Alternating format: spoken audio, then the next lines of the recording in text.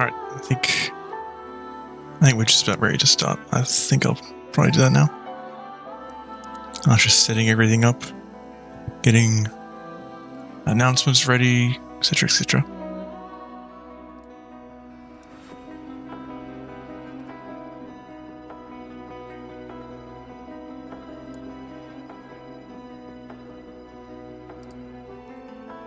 Alright.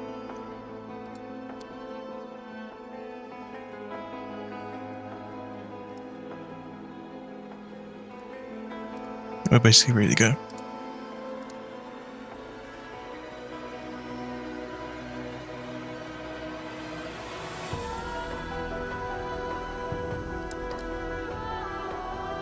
Alright, so I have a couple of props on the docket today. I think I'll just be getting ready to do, so things like keypads, other stuff like that.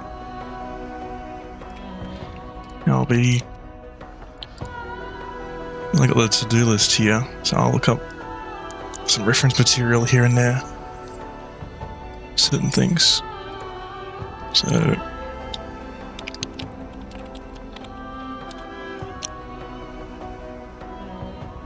Blender decides to split up, which I think it is now.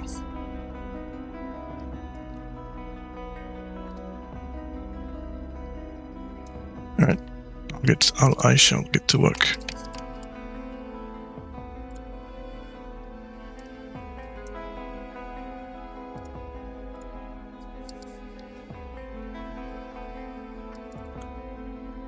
Let's see.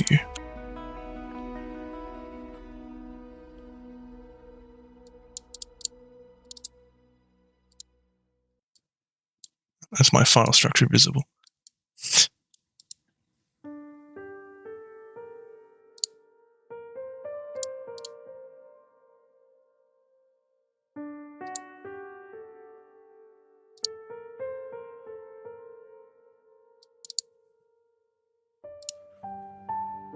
Just takes a while to set up everything.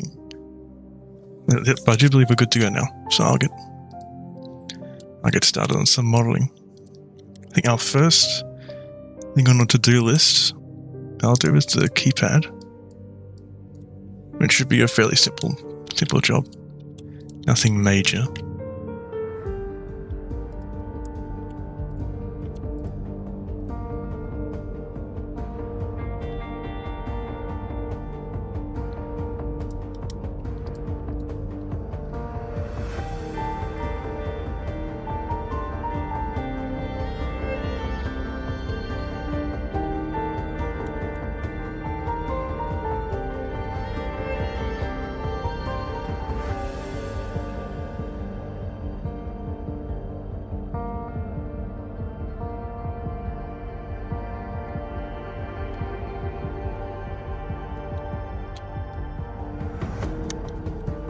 All these details I'll be putting in here won't be visible on the actual game mod. We'll be baking it into the normal maps. As they say.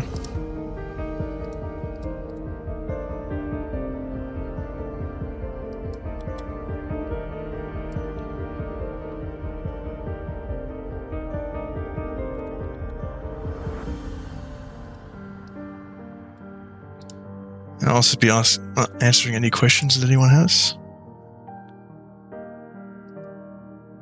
For those who have any questions, at least.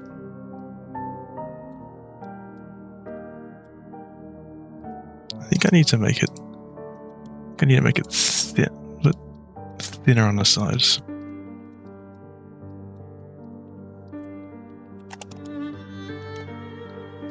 Something a bit more like that.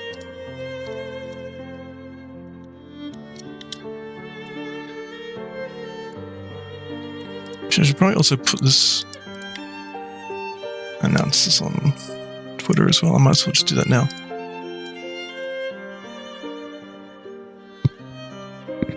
I hope my mic isn't picking up too much. Shit, that doesn't need to be heard.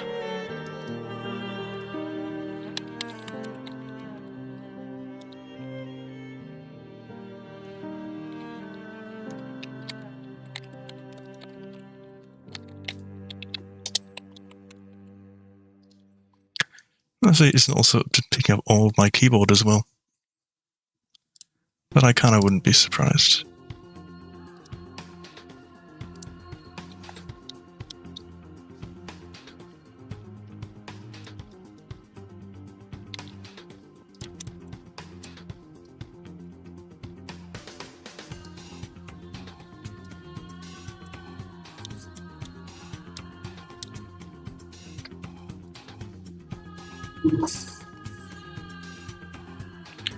The thing is, as well, is I gotta try and, because we're remaking Half-Life 2 props here, I have to try and figure out how this is gonna look.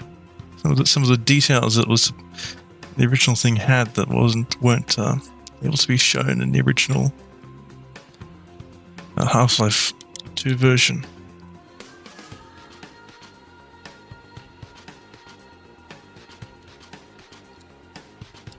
It's quite an embarrassing 3D thing for a 3D artist, but I've also now figured out how ID maps work, which I didn't know how they worked beforehand, but now I do.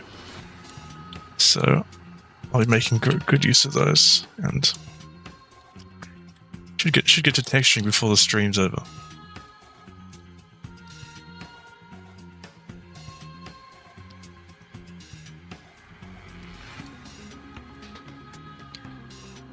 I also asked any devs if any other devs that are interested in if they were able to turn up, but it seems that a lot of them are in a time zone where it doesn't work very well for them.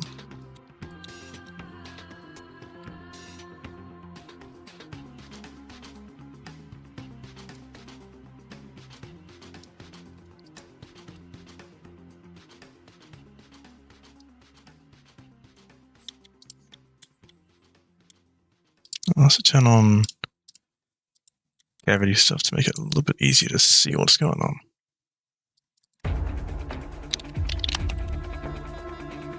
I don't know if the music's too loud as well. I'll just turn it down a little bit.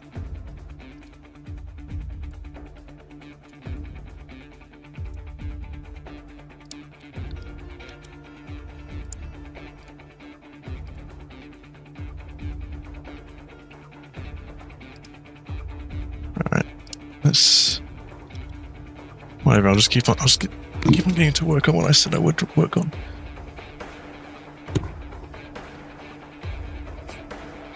As long as my mic isn't picking up too much shit, like I said.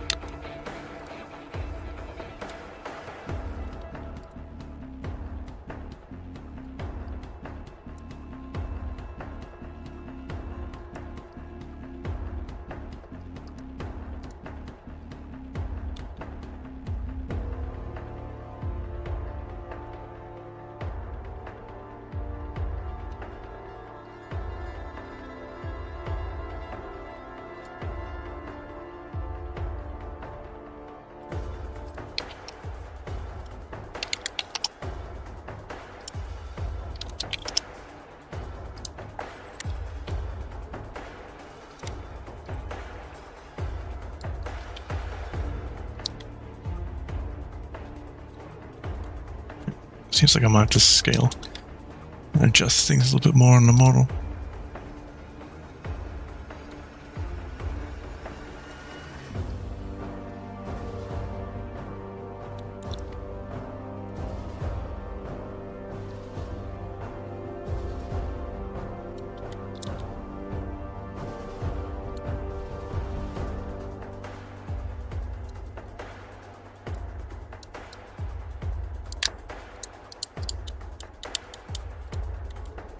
It's looking pretty good so far, I think.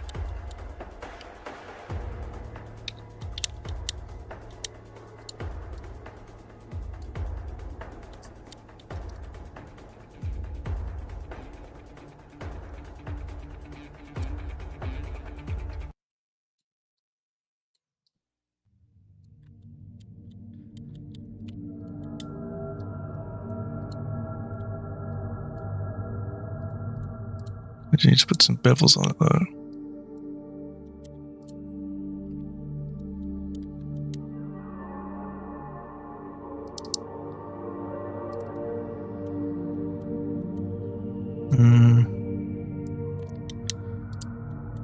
Yeah, so it looks more like it. How it would look.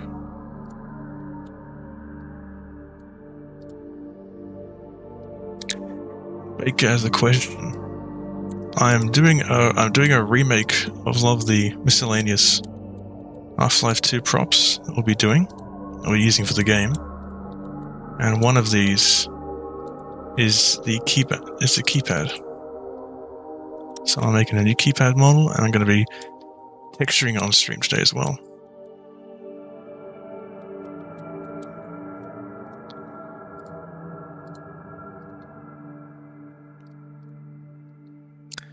Unfortunately, I don't have anything like incredibly exciting, like a new headcrab model or anything. That's something I would like to do in the future, but I don't. It's not the biggest priority now, if you know what I mean.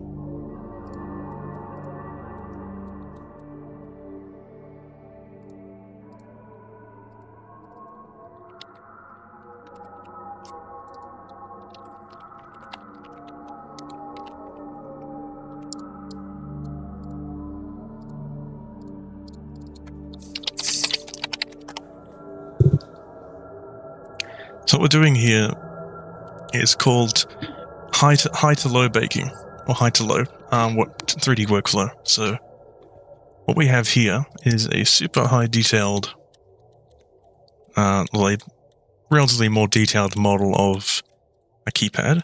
So it's got all these different edge loops on it, but it's also got all this detail, all the little indents, stuff like that, and these buttons, are super smoothed out. That sort of thing. They look pretty smoothed out and detailed. But because it'd be sort of pointless to waste this much detail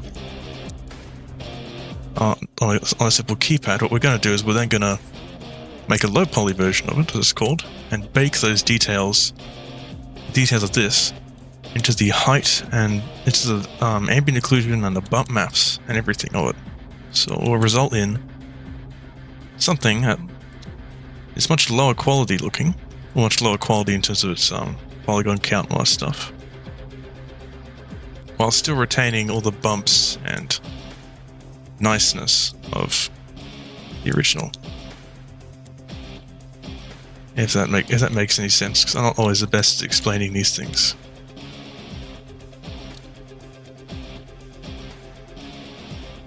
So I just gotta line everything up. Make sure everything's nice and correct.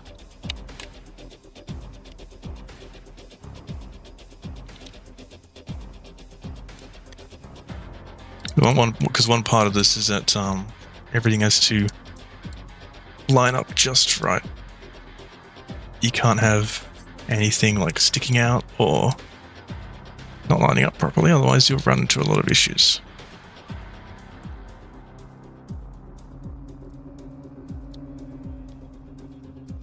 You run into things misaligning and all that other stuff. That's the tricky part about it.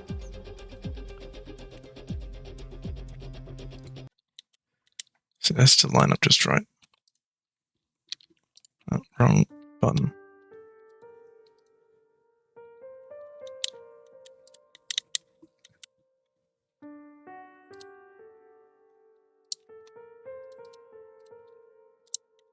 Well, it doesn't have to line up exactly, but it's good to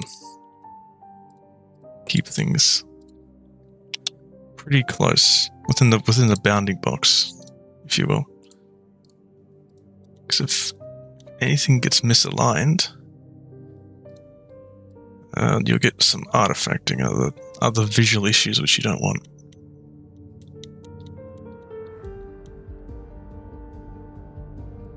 Let's keep it like that.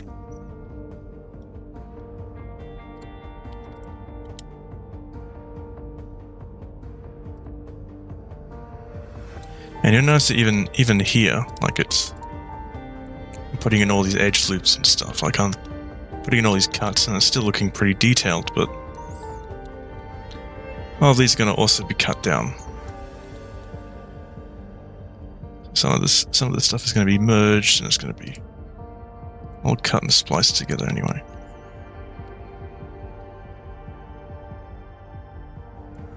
Mainly doing some of this just to preserve a lot of the details so it doesn't look too bad.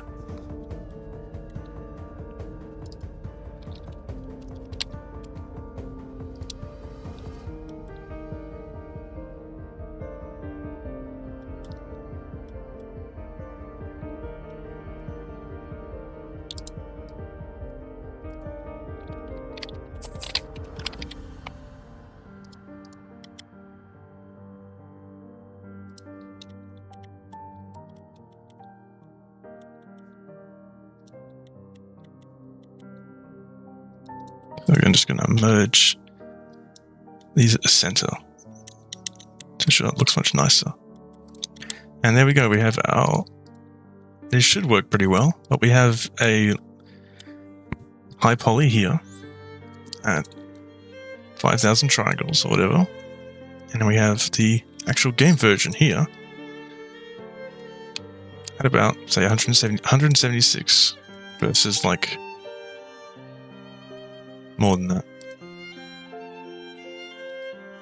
I'll just convert them so I can actually see. Yeah, 4,834 triangles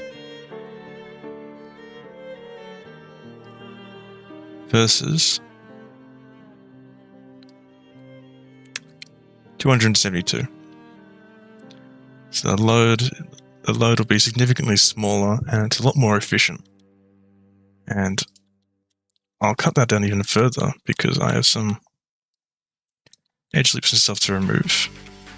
I'll be removing this back part because it's not actually visible.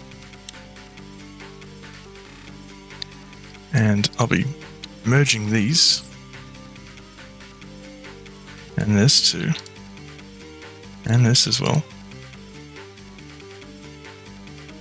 Just in general, just merging things together just to get rid of as many unnecessary polygons as possible. That's what we're doing here. Because these lines, the gaps in between these lines are triangles, so it just creates more just sort of unnecessary detail that's just not needed.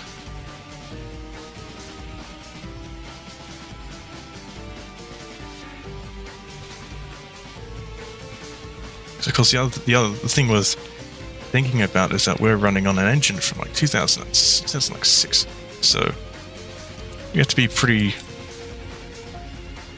We have to keep in mind our budget on how much detail we can lavish things with, because we can't go all out.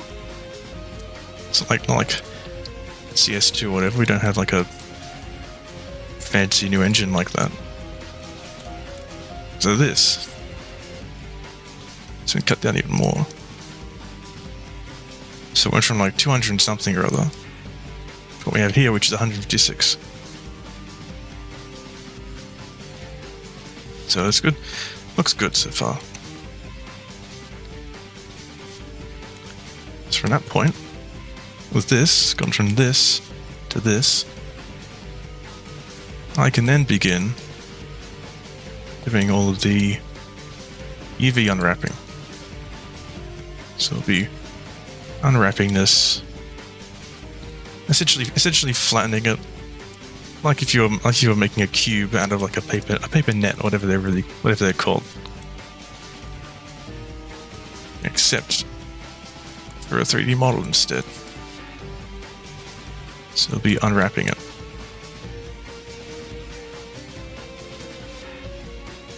I keep on accidentally hitting sharpen instead. I keep on accidentally hitting crease. So all these edges here, all these orange edges represent the different edges of the UVs. So we should just be able to smoothly and cleanly unwrap it. We have something like this. And then I can also then prioritize different parts so you get improved texture resolution. Because we're also going to have to do the buttons too. So I have to make sure I have to kind of fit everything in here, so I need to make sure that it's a nice resolution. Don't need those as much, don't need this anywhere near as much. So buttons will be over the top of that, so we don't need to worry about the resolution of this back area.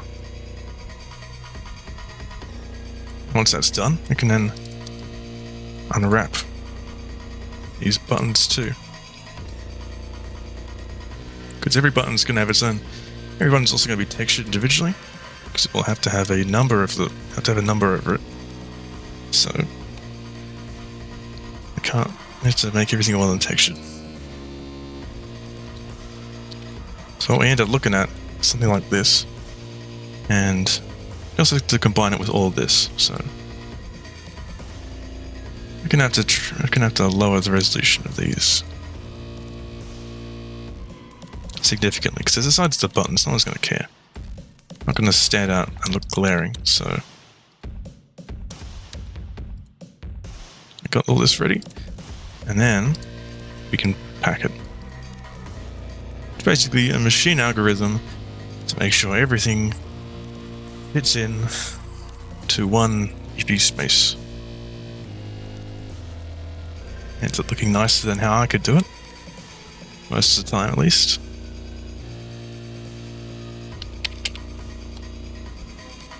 It's about time that Blender implemented this, because it's taken them quite a while to do this.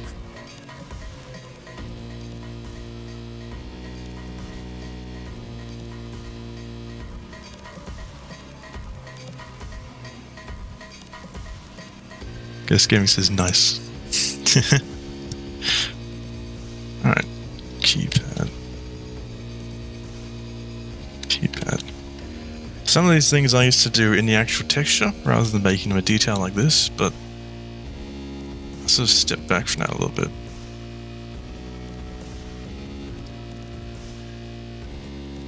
And then the next thing that I usually do, which is not necessary on something like this, is to check for any UV issues. So, get a checker texture, set it to use UV coordinates, hook that up to the color, and then scale it. Just to check that there's no stretching, because any stretching will appear, so I'll show what that might look like. So if we were to get, say, this part, stretch it like that, you'll notice things will stretch and bend in a way they shouldn't. That's that horrible mess. So, making sure everything's in line.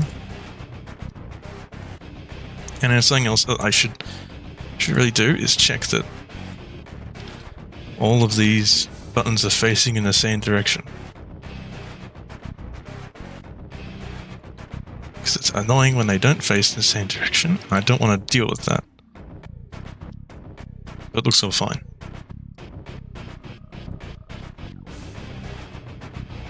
So we're almost ready to go at this point.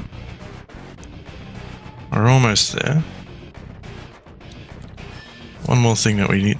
One of the last things that we need to do is create an armature. I don't know if we'll be rigging and animating it in game, but this will just help with the next step.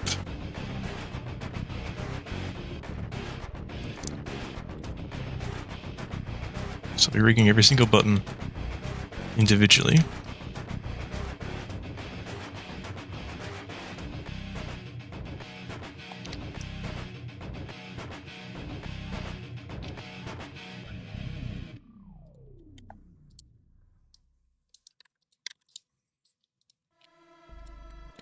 Make it a little bit more sense later on.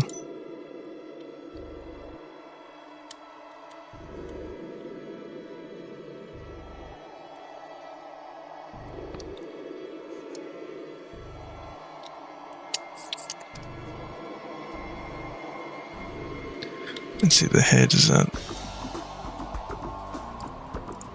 there.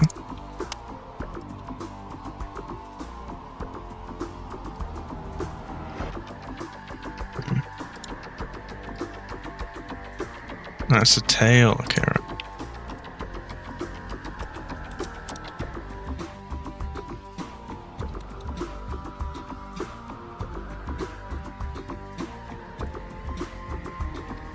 Wrong thing.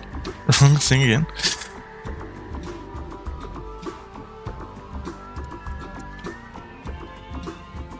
Now all these don't actually necessarily have to line up. I'm just gonna do a quick and dirty one for the last bit. And name all these individually.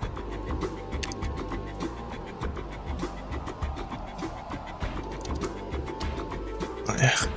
Yeah, my microphone's unmuted, that's good. To the people watching on stream, is the music too loud? Does it need to be turned down or anything?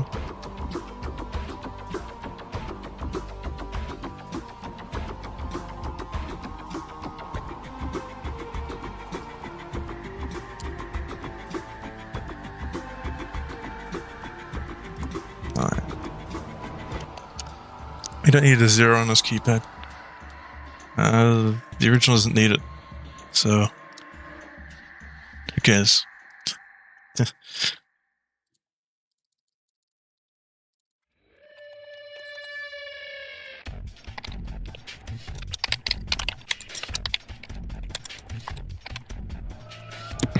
Next part is the vertex groups.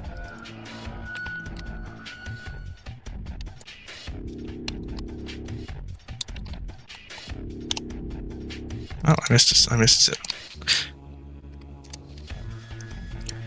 So what I'm doing here is creating a skeleton so it can be rigged. But the next part of that is that skeleton, in order to be able to contribute to the model, then has to be able to be assigned to it. So just set up the right vertex group to work with this root bone, and I assigned it to the whole model, so it should work, yeah.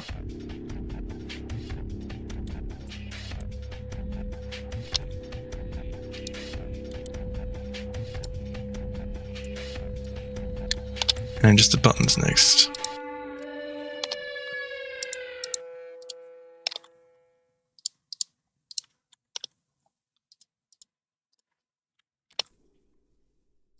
Six, 7, 8, 9.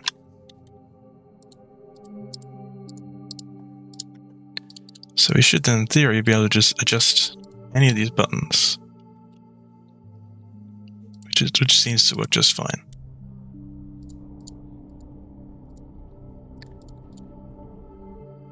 Now we have the next one.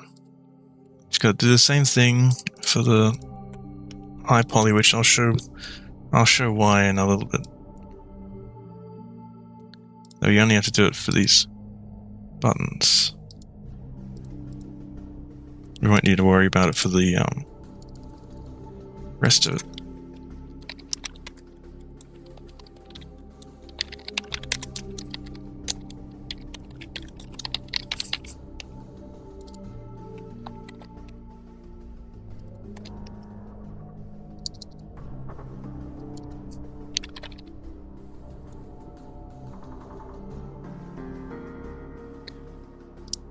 It's so good having a second monitor. I could just check the stream while I'm doing things, and I don't have to put it onto my main monitor anymore.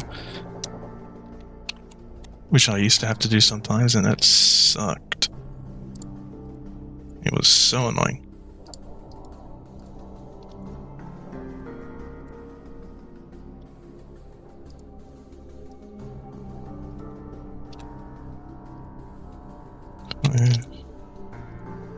Six.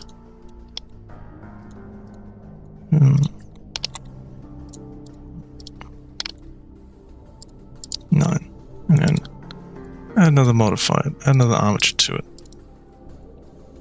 and should be all good to go. Alright.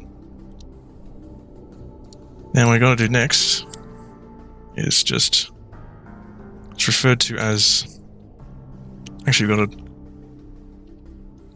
bind it all first, and then next keyframe we can do what's called exploding the mesh. So in order to prevent any artifacting when we bake the normal map, we have to separate them.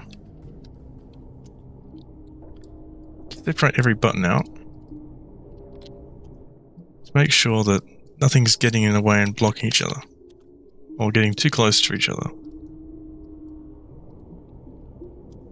Always looks like a mess, but there's a very good reason for it.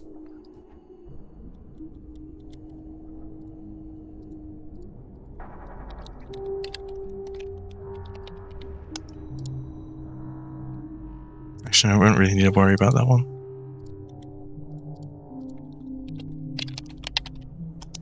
And the next part is where the ID map comes in. Yes, since I am remaking the keypad for 552.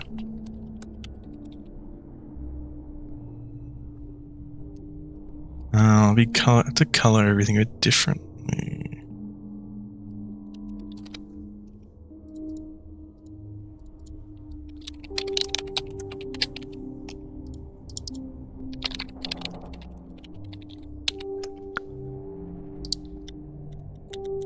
So I just need to decide this because it's actually no, I'll just show you why this is useful when we actually get into Substance Painter, rather than trying to explain it now, because it might be a little confusing or whatever.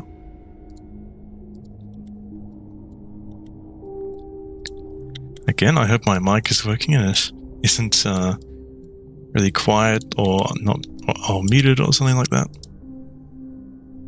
Just let me know.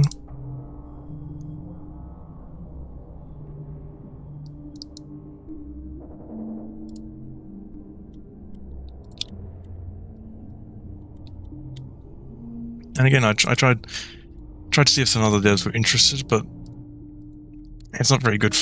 It's not very good for them time zone wise at the moment. Okay, screen's red. That part's green. That part's blue. And the rest of this can probably just be white. Well, actually, I'll take a look at how it actually looks in source.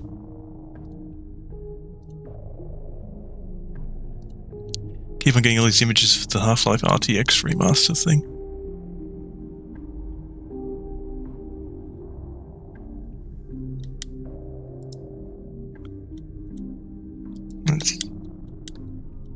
No, I'll just do one more.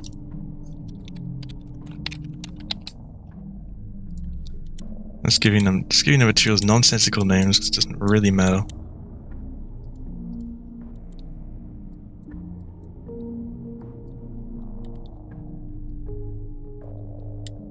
In case you're wondering, the reason why we're remaking all of these props is because what we're doing right now is Source uses what's called a specular system for its materials, which is it's a bit old, to put it politely. It's a little old and a little bit outdated. Everyone's using something called physically based rendering now, which is what we're making the switch to. So because of that, we need to also create brand new materials for everything.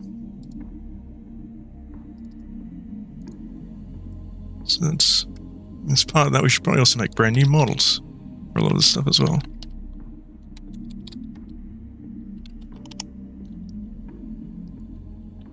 So I'll just make sure everything's applied. Save that as keypad high.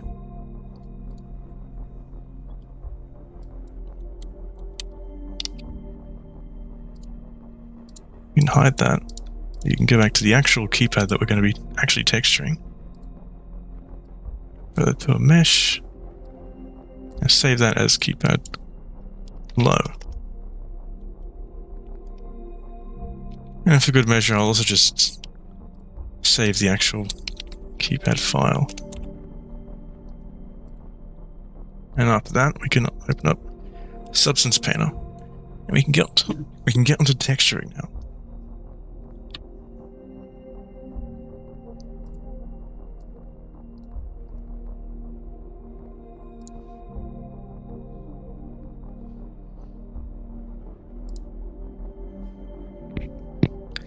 Oh, for God's sake, I gotta do this. have to sign in for this, so I can't show this to you.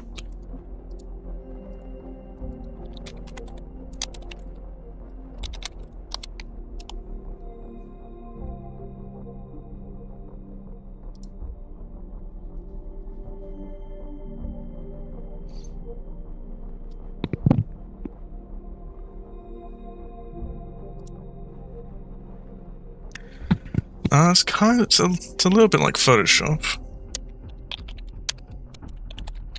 I'll show you in a sec once it's all signed in. I gotta sign in and then I gotta do all this other stuff, and it's private stuff that shouldn't really be shown.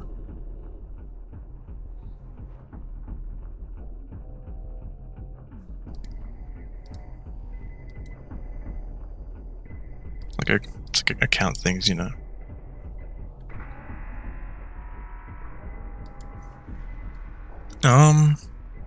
No, we're not using an asset porter or an asset converter or whatever. We might potentially look into that, but I'm not so sure. Mostly, I think we're gonna try and make as much as we can just ourselves. Alright. So, now, we have sort of just paint it open. And here's our little setup. I could probably get these UVs packed a little bit more efficiently, but I'll definitely look into that later on.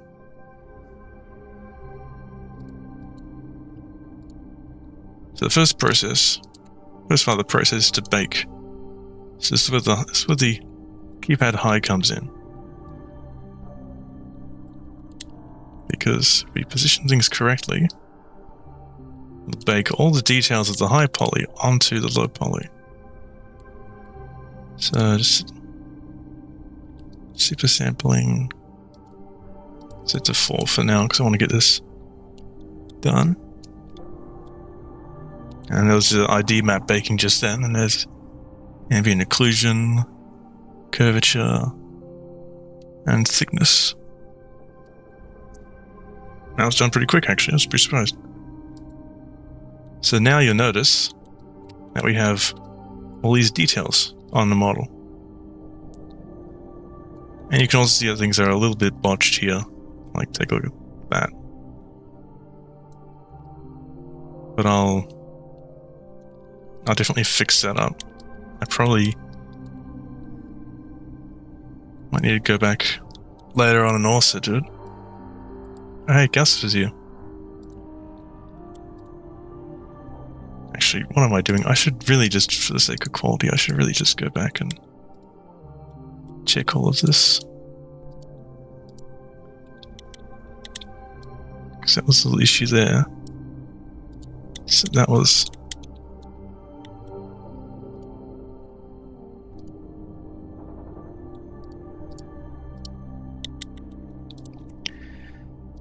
So we have it partially working, but also partially not. Some things weren't projecting properly. Now getting a little bit messed up.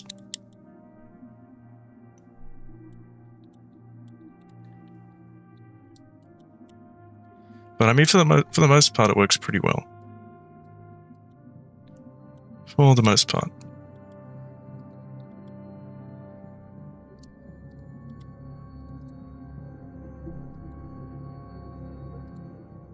I might also just hit subdivide again. Oh, wrong order.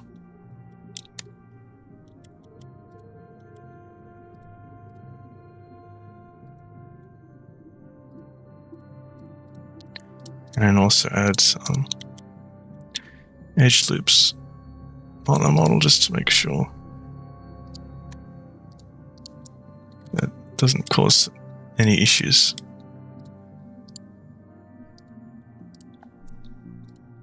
It's a very iterative process. It takes time to go through. So right now this is at 56,000 triangles for just a simple fucking keypad. just for a keypad. So there's no way we're putting this in the game, as is.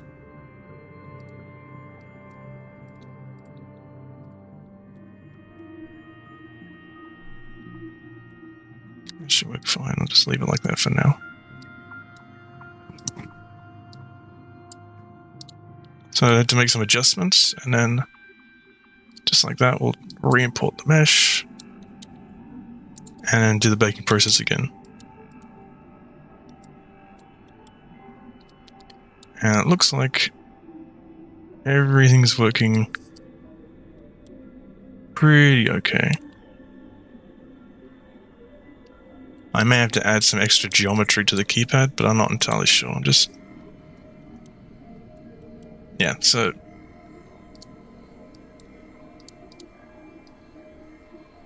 It's looking pretty good now.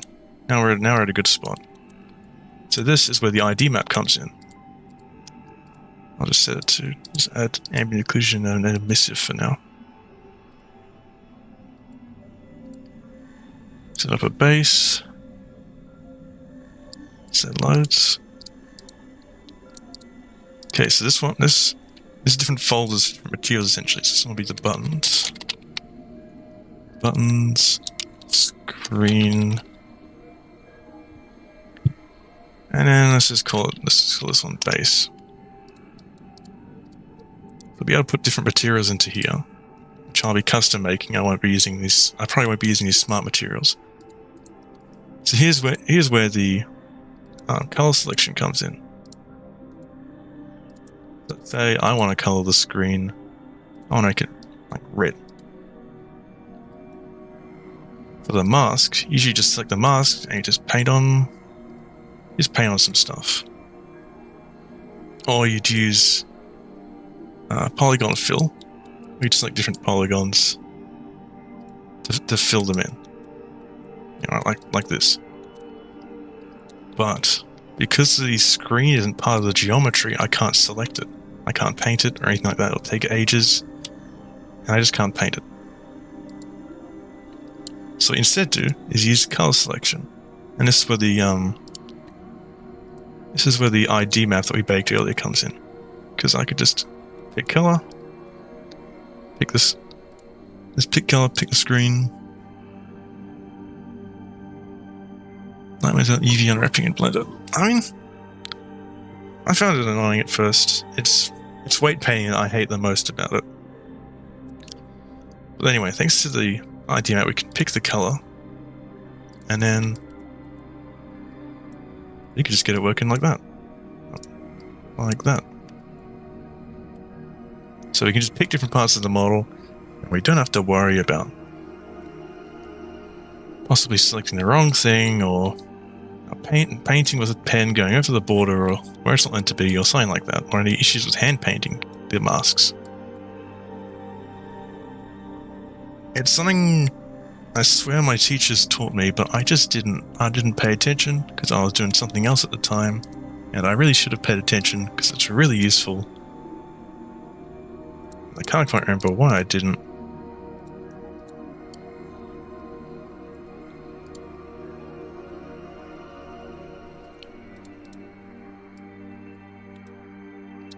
Also be adding it to the emissive map, and then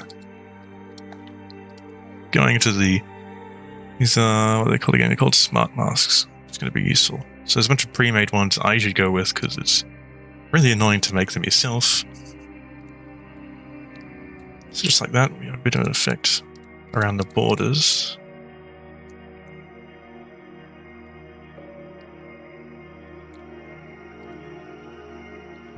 Unwrap huge wire model. What do you mean exactly?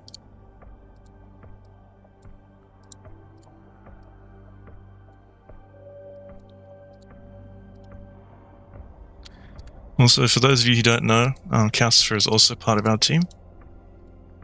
So it's pretty cool. It's other cool stuff.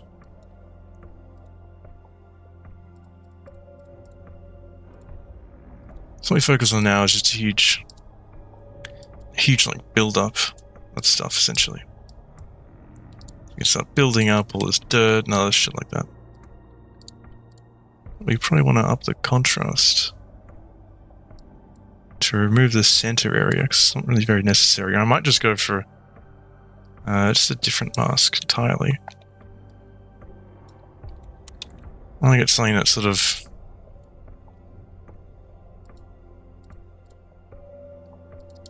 I want something that sort of mimics the wear and tear on the edges of the screen. That's not good. So if we take a look here at the original texture, we want something that looks a little bit like this.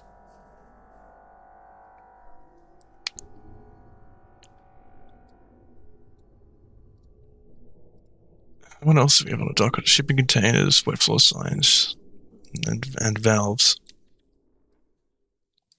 I'll probably be able to show you guys a little bit of some other stuff as well. I'll show you how I go about unwrapping and that sort of stuff.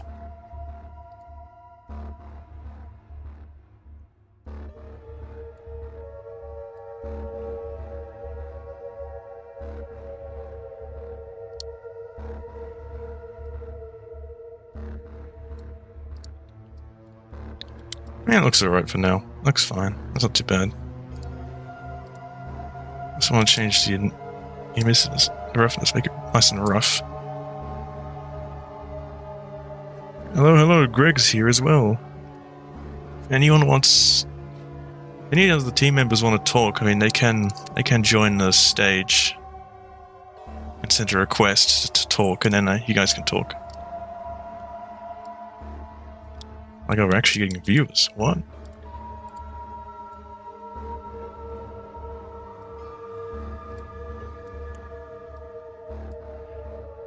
So this is a sort of, this is why we're switching to PBR, to physically based rendering.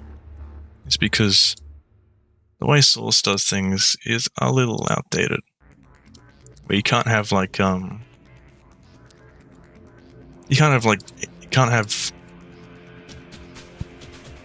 you have either shiny or you have not shiny surfaces. And that's exactly the issue with it, because things in life are sometimes shiny or a little bit shiny, or their roughness, their surfaces are rough, so they're a bit shiny but not too shiny. But the Source is either no reflection or it's like a really clear reflection. So with roughness, on physically based rendering, we can adjust. It's not binary anymore, we can go between it. And it uses a series of it duplicates cube maps, so you have like 8 versions of the same cube map that all blurred to different extents. And that's how it knows what version of the cube map to show. So that's sort of essentially how physically based rendering works. We can also make certain parts metallic, because metallicness works a little bit differently. So you can ramp up the metallic slider a little bit, and it makes it look shinier, more metallic than it would be. Well, makes it look more metallic than you would be able to make it look with the regular like specular shading. I don't know the whole thing. I don't do shaders, so I don't know absolutely everything about it.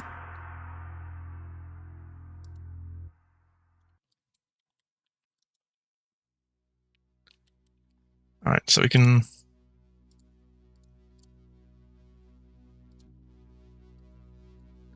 I want to paint these buttons out because I don't want to have those be part of it.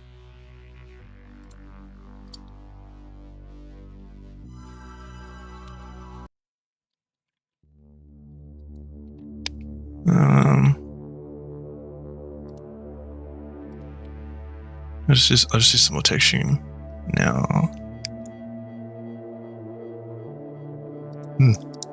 Alright. Next up, we're doing the buttons. The buttons I don't need to do color selection for the buttons. I could just pick them with just the polygon fill because they're simple and they're not attached to anything else. The buttons in Half-Life, the buttons for the keypad in Half-Life 2 are kind of like a reddish, so I'll just use a color figure just pick that color from the buttons themselves, the model, and just that little bit. Turn up the roughness. And here comes the really fun part, which is just adding letters to it.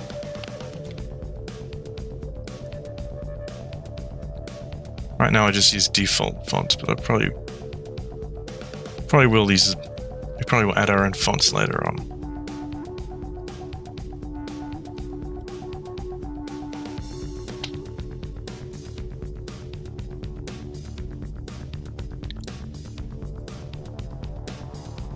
They do look a bit like chocolate. You're quite right, actually. They do look a bit tasty, but don't make. I'm a little hungry, and it's midnight, so don't make me too hungry.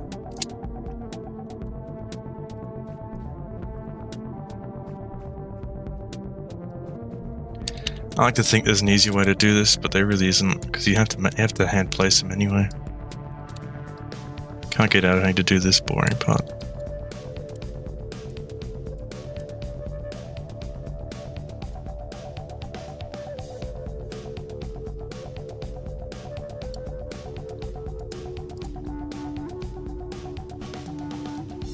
Actually, I can smell someone cooking something. I don't know what's going on downstairs.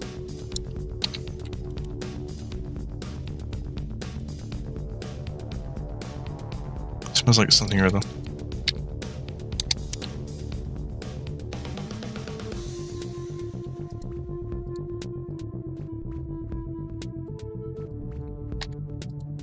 Oh shit. There you go.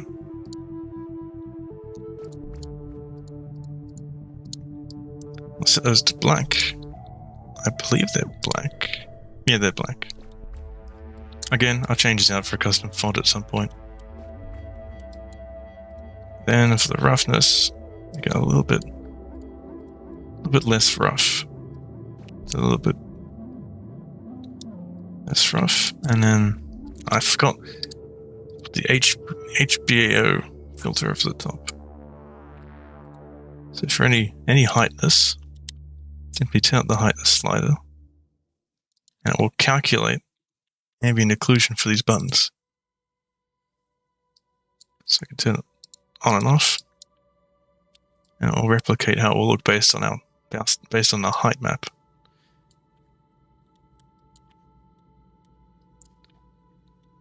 So we're off to a good start with that bit.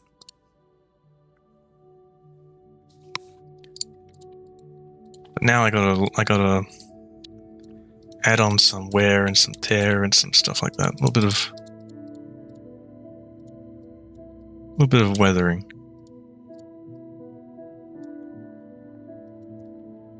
This is a little bit though. You don't want to go too far and over dirty things.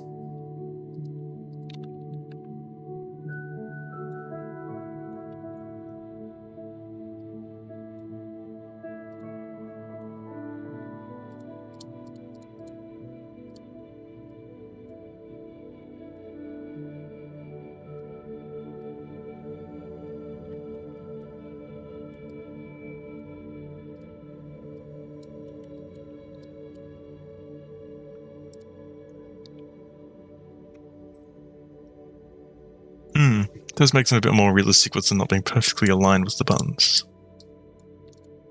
But still, I might go back here and there and make some changes just because I want it to look nice. It's my work. I want it to look good. Don't want any issues to be noticeable.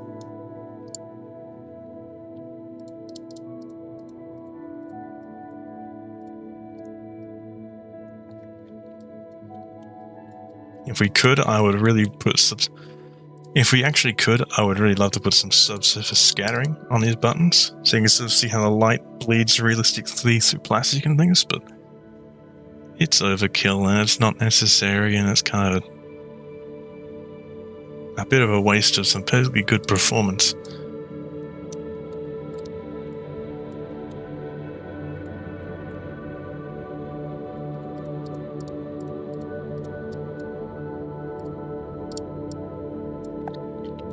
The button's looking a little bit dirtier now, and that's good. So now you can then add to the roughness a little bit. We'll pick whether some things will be shinier, some things aren't. This sort of thing. That should result in a nice looking button overall. Because if you look at it now, you can see all the all the dirt and things get highlighted. When you shine a light on, you can see all the dirt and highlights and things like that you wouldn't see otherwise. See the base color as well. Looks kind of flat, but that's usually how PBR tends to look.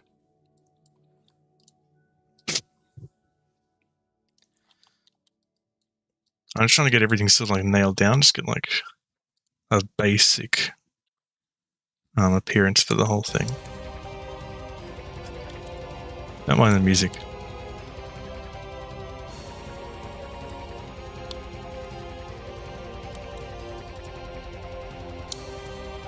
No, I forgot to add some. I forgot to add one bit there.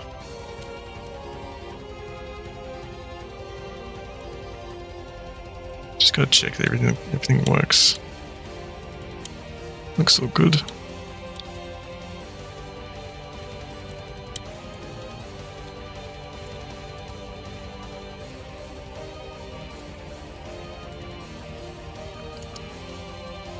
Took me ages because I have a really nice compilation of audio of songs I listen to, but a lot of those things are copyrighted, and I don't want to get our streams copyrighted because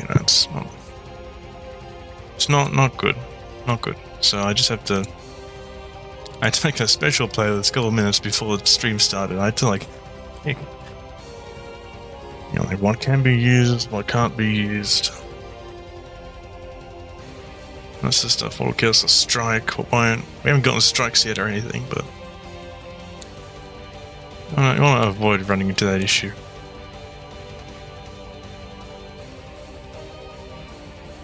This is Ultra Kill music, because I went. Well, New Blood's pretty good about this sort of stuff.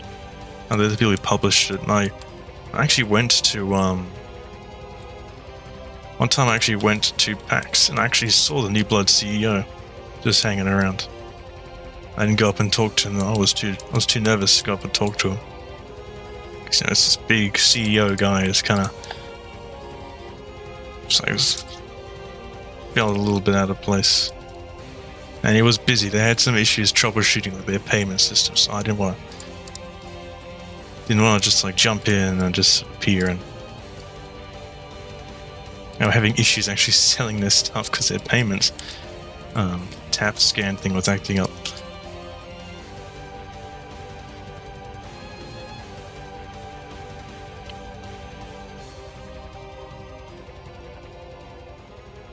Yeah, he's really short. Dave Oshry is a short man. I'll get a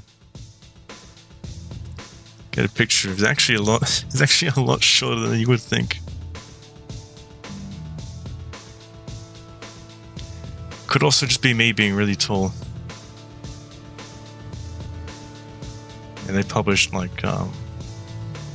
Dusk and Ultra Kill and the Medieval and all these other boom shoots.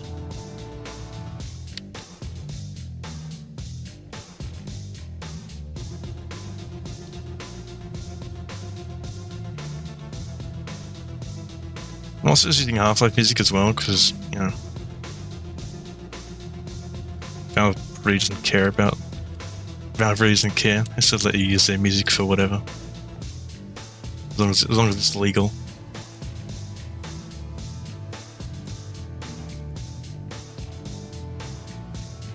Yeah, that might look a bit nicer.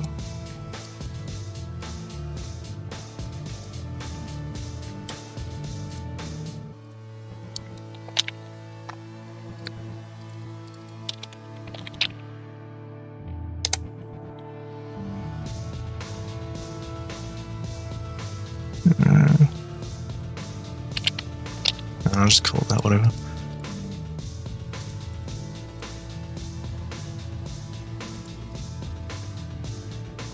actually getting a lot of viewers too. That's always nice. I like getting viewers.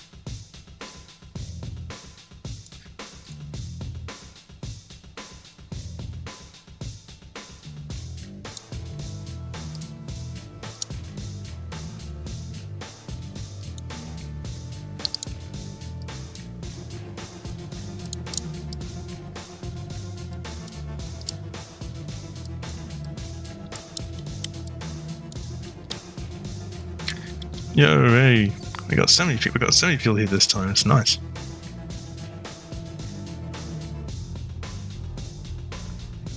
Shame all I have to show right now is it's me making a screen, or a keypad.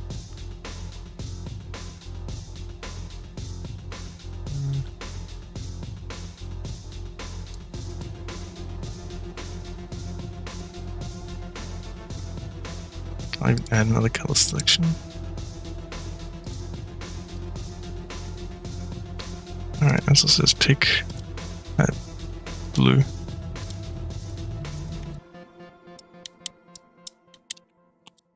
Alright, it's starting to come together a little bit more. My issue is that right now it is like midnight for me, but it's early morning for a lot of other people, notably Americans. So I'm not often able to sort of stream at hours that are good for them.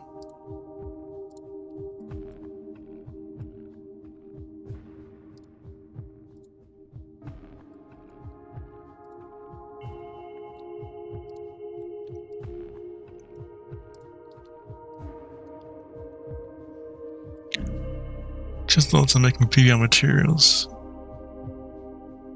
I love messing around with things. Give me buttons. I'll just fuck with it and just like mess around. Probably break something, but learn about it by breaking it and then fixing it. That's actually how I operate.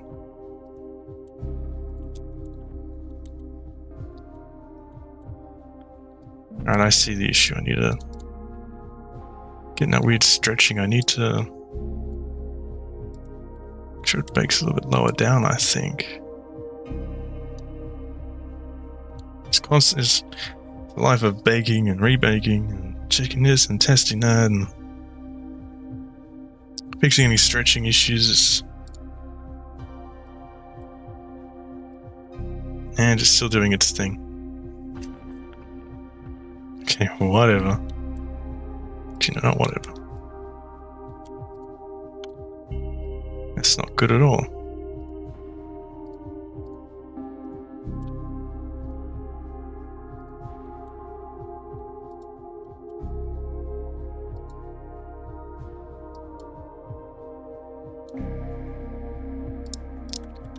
I have to do more UV unwrapping again just to check that everything's working.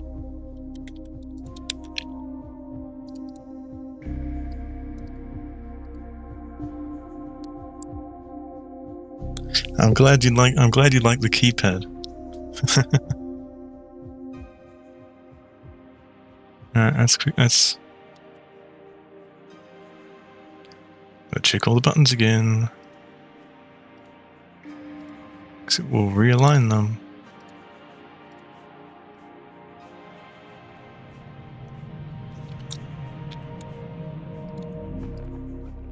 It seems that's all good.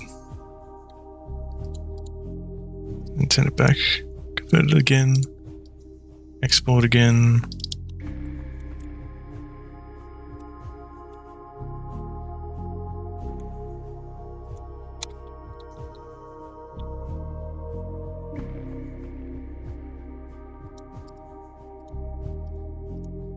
Yeah, that's all good. And it messes up all the baking that I did, so to rebake it again.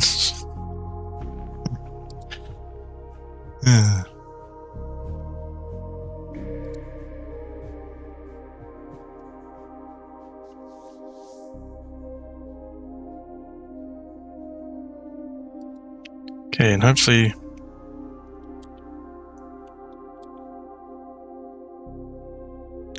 I could maybe do that. I still need to sort out whatever this issue is.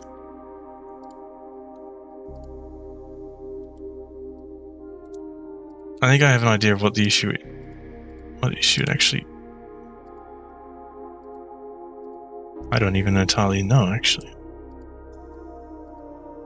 It might just be a map. It might just be to do with the way this maps. It's not using triplanar. Oh, it is. Okay, which is a triplanar mapping issue. It's just an issue with how the dirt was being and grime was being mapped on. I didn't need to do any of that. It was fine. Well, I guess that's good.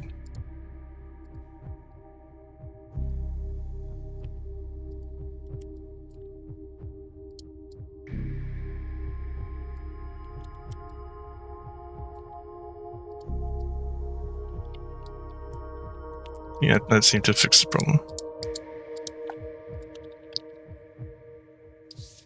It was to do with issues with triplanar mapping, which is a whole different beast.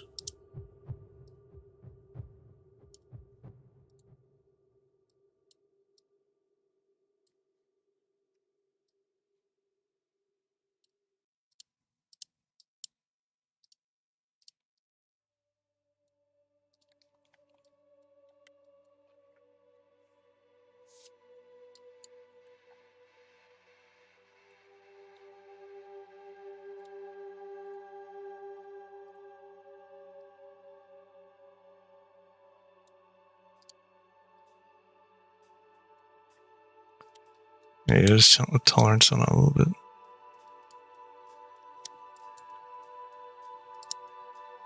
I'd look back to the button for reference. The issue as well was the issue with the modern day workflows of PBR, where you can't just put can't just wrap a photo around a model, is that it does take significantly more time to do. We can't just bank on throwing a bunch of noise over it or giving it a low resolution texture and just calling it a day. You do actually have to, and I wouldn't want to say you actually have to put effort into it now, because you had to put effort into it earlier as well, but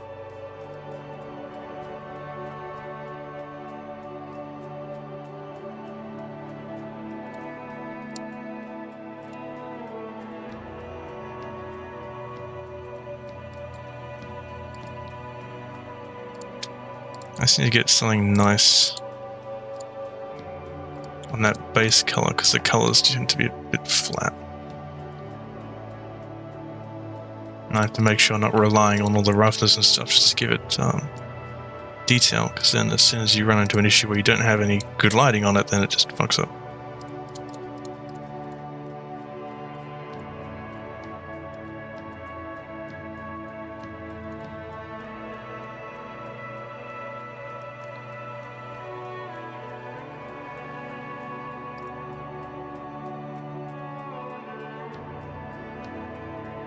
Oh, Greg's not a speaker. Yeah. Hello. Hello. What happened to the viewers? They just all vanished. That's so weird. I'm just looking at the statistics now, and the concurrent viewers just instantly just disappeared. Yeah, I saw it. It seems like people are still here, but it's just not saying it's here.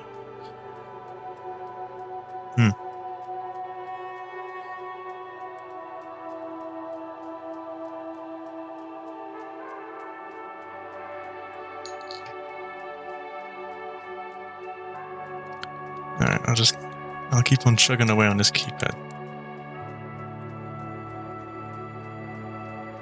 Yeah, I see it.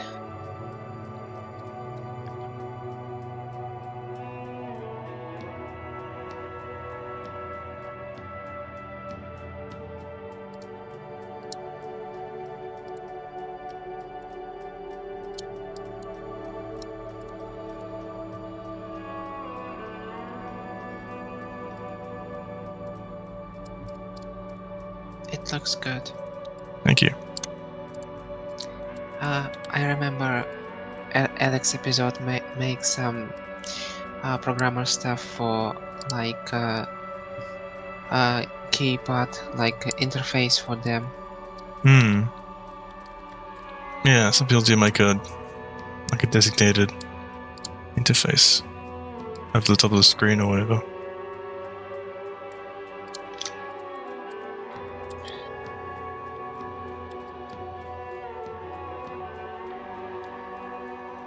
I think Bruce is quite right when he says that texturing has gotten a little more easier, but also a little bit harder. It's certainly gotten more complicated. There's more things to keep in mind now.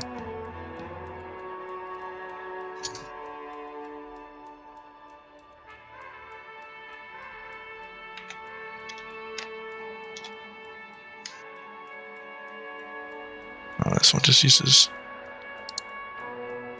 Try playing it by default, so I can't turn it off.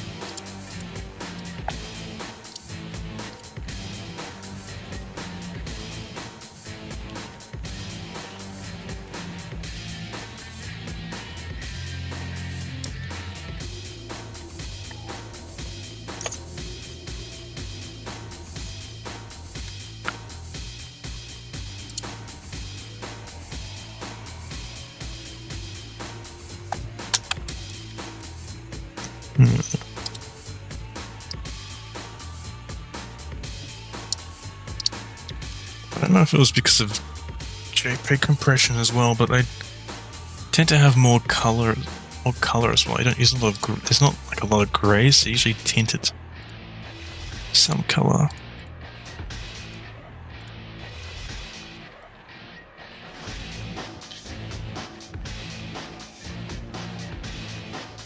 Might partially be compression.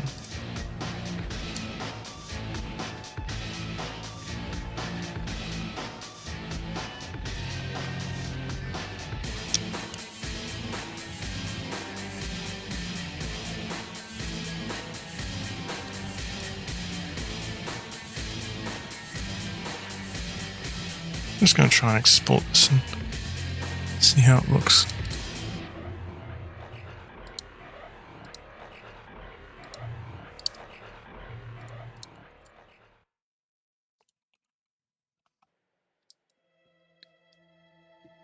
One of my favorite tracks is the Half-Life 2 OST. I think it's episode 2, I think it is.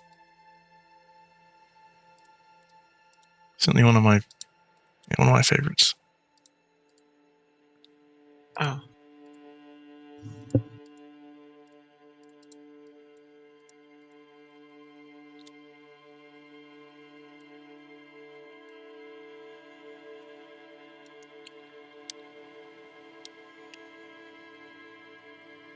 Uh-oh, something got fucked up.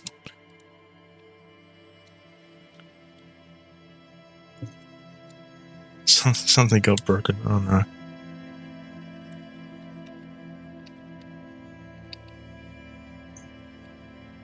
Something got broken and now I can't fix it. Burger.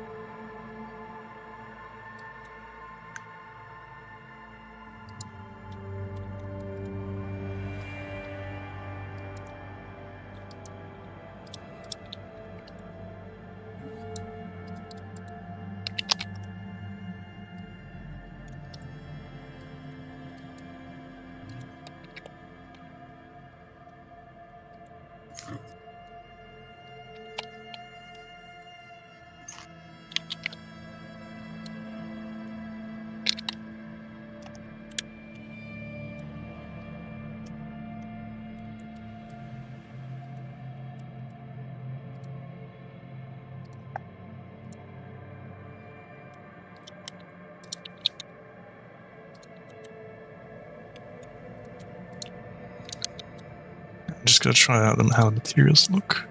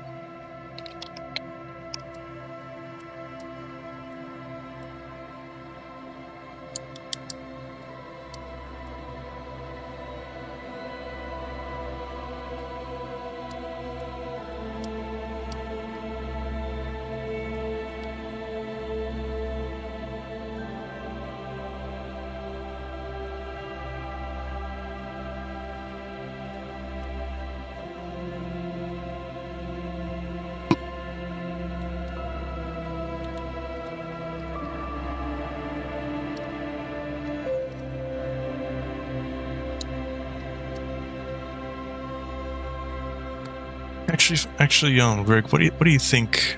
Someone's saying here that they think that the episodes are the better games in the series. I'm curious what your thoughts are.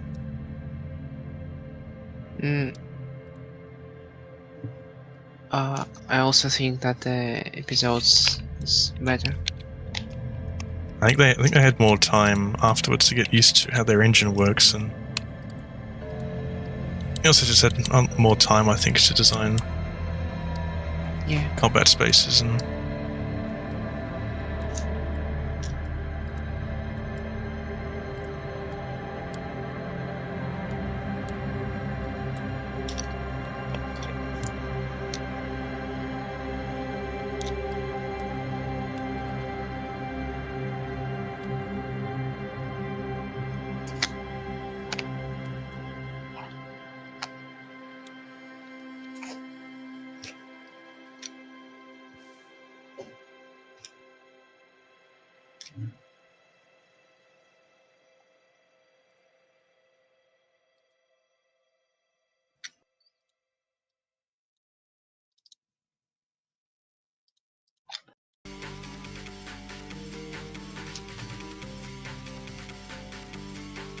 Keeps on orientating that one button incorrectly. I don't know why, it just keeps on doing it.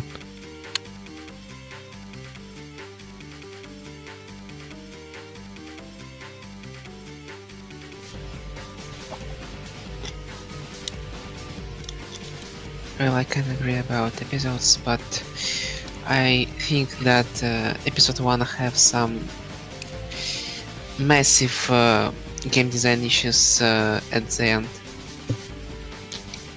Like this level where you trying to move to the train while Strider trying to kill you. It's pretty difficult, and it's. I played it in virtual reality, and it was it was very painful. You played it in VR. Yeah. That must probably been. Must have been painful, yeah. I can see why. Yeah. You know, the biggest problem about VR Half-Life 2, it's about difficulty. Like, on normal difficulty, you need to shot striders from RPG like 10 or 12 times, or something like that on normal difficulty. It just makes them really beefy. Yeah.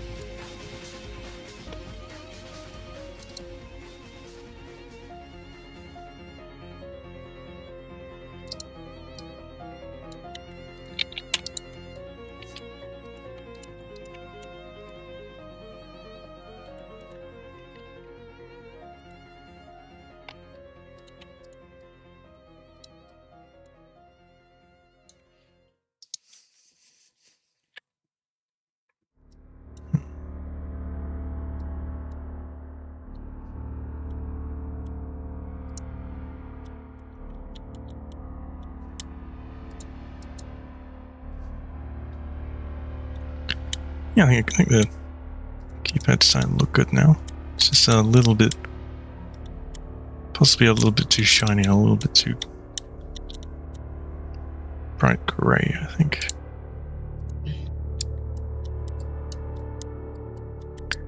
So annoying because sometimes things look completely different in one tool, and look good in one tool and completely different in the other.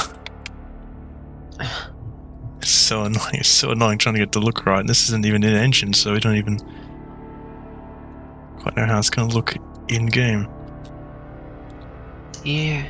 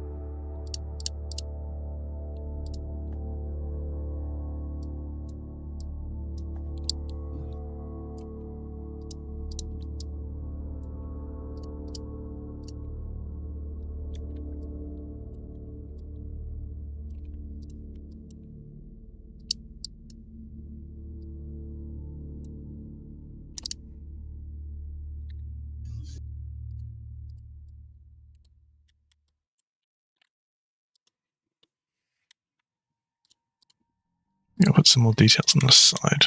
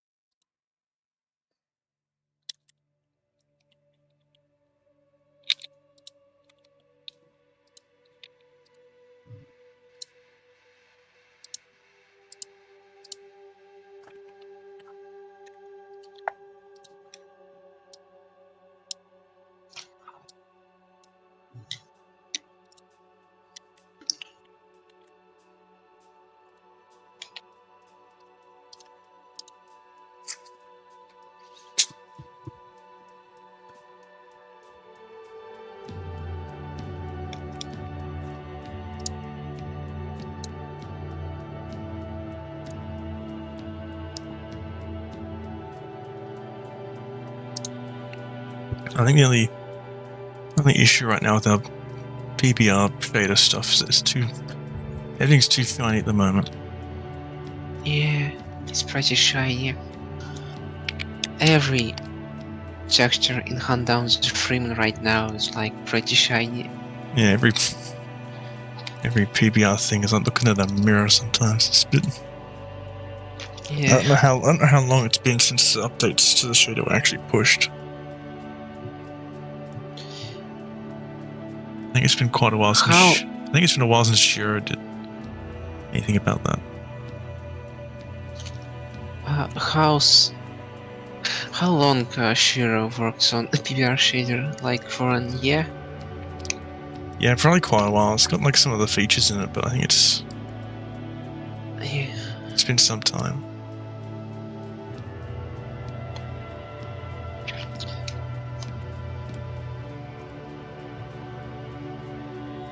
It said that the fog works very bad with PBR. Oh yeah, there's that issue too.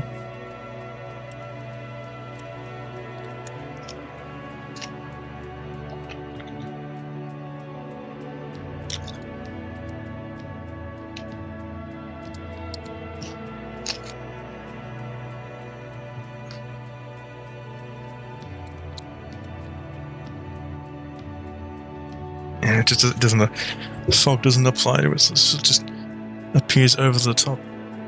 It just isn't darkened or anything.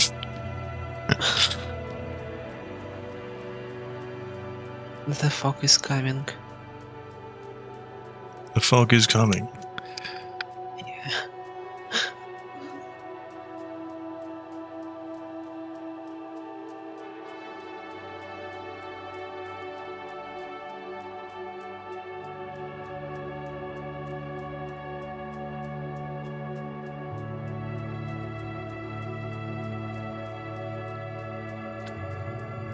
I remember that SpongeBob AI thing where it would it turned to Squidward, and then it would say the fog is coming, the fog is coming, the fog is coming.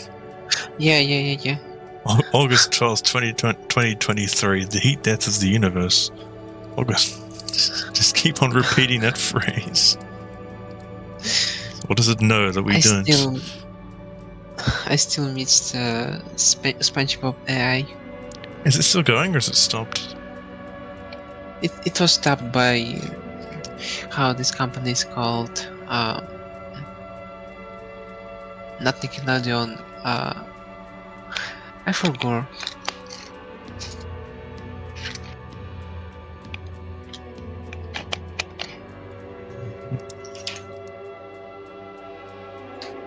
Paramount Pictures. Yeah. Oh yeah. It was banned.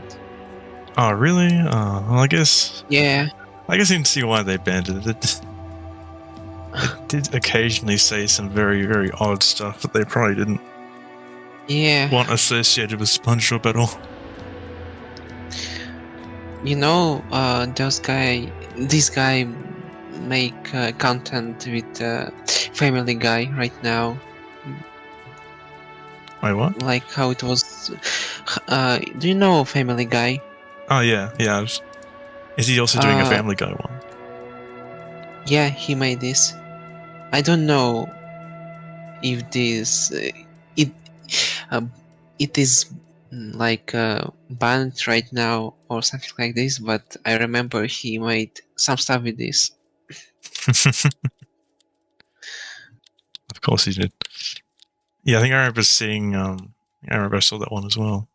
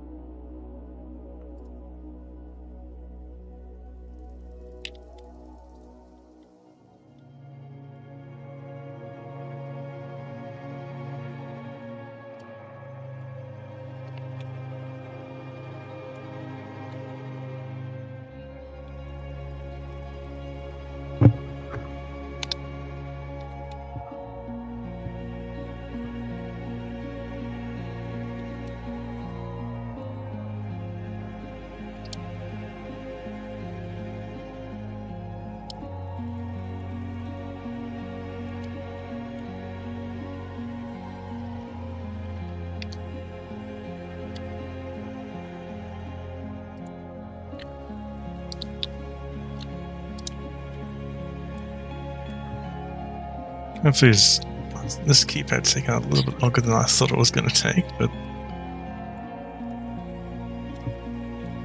hopefully that should have it pretty wrapped up soon. I'll probably just go back and I'll keep tweaking it, messing around with it after.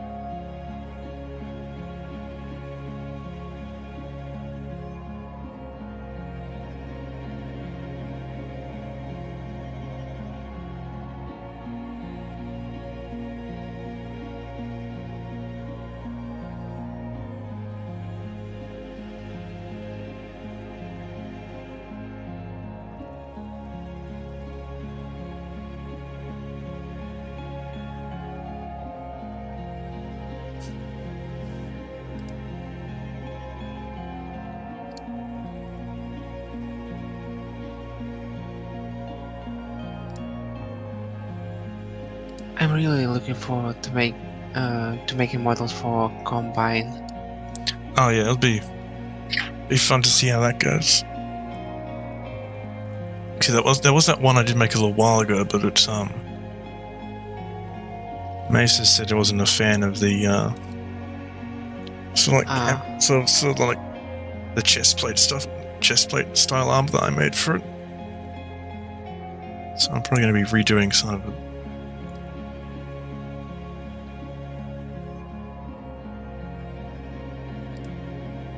So it'll be cool to see what we can do with Combine soldiers and Combine architecture and Combine props and materials.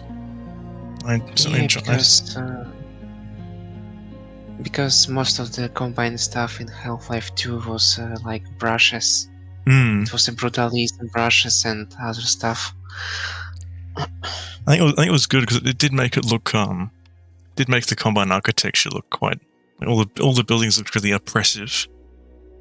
Yeah. Like really boxy and really brutal, but I think that most likely was due to technical reasons that they made it so simplistic.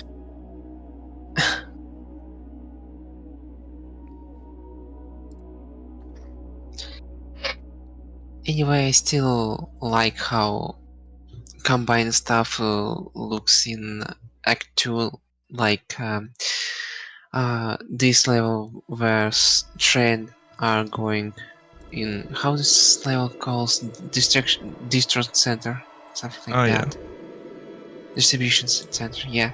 Is it the one the one in the snow or? Yeah. Hmm.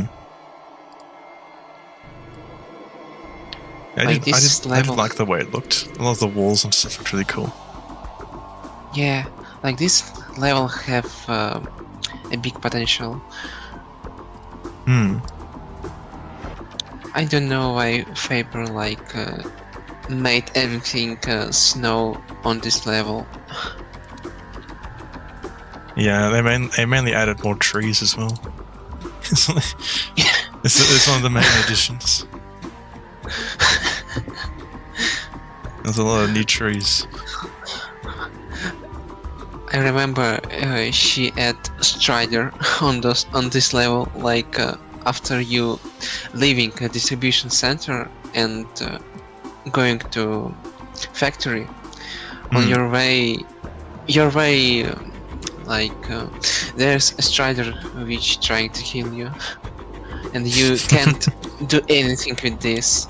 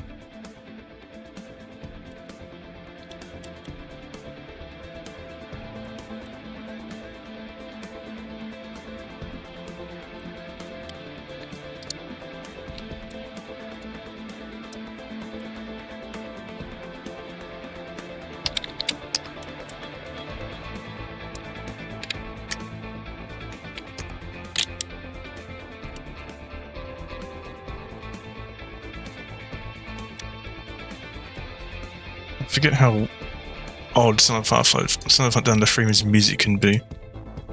It's just so odd, some of the choices that they made. Yeah.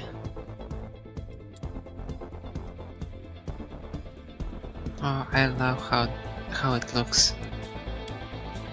Just trying to fix lighting. Trying to fix the bump map issue. I'm just trying to figure out how to do it again.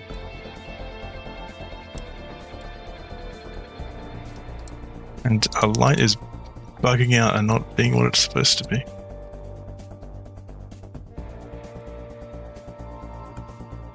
Which I don't get. Oh, I know what the issue was.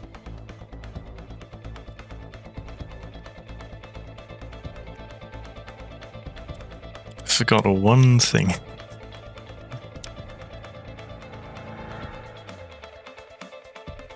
There we go. Yeah.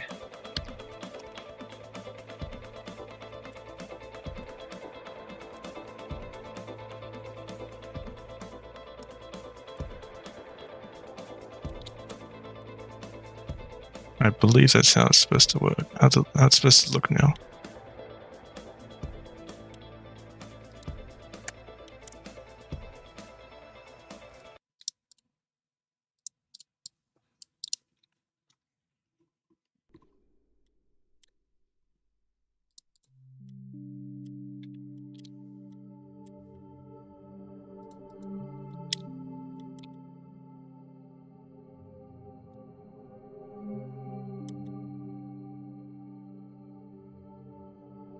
Oh, it looks good.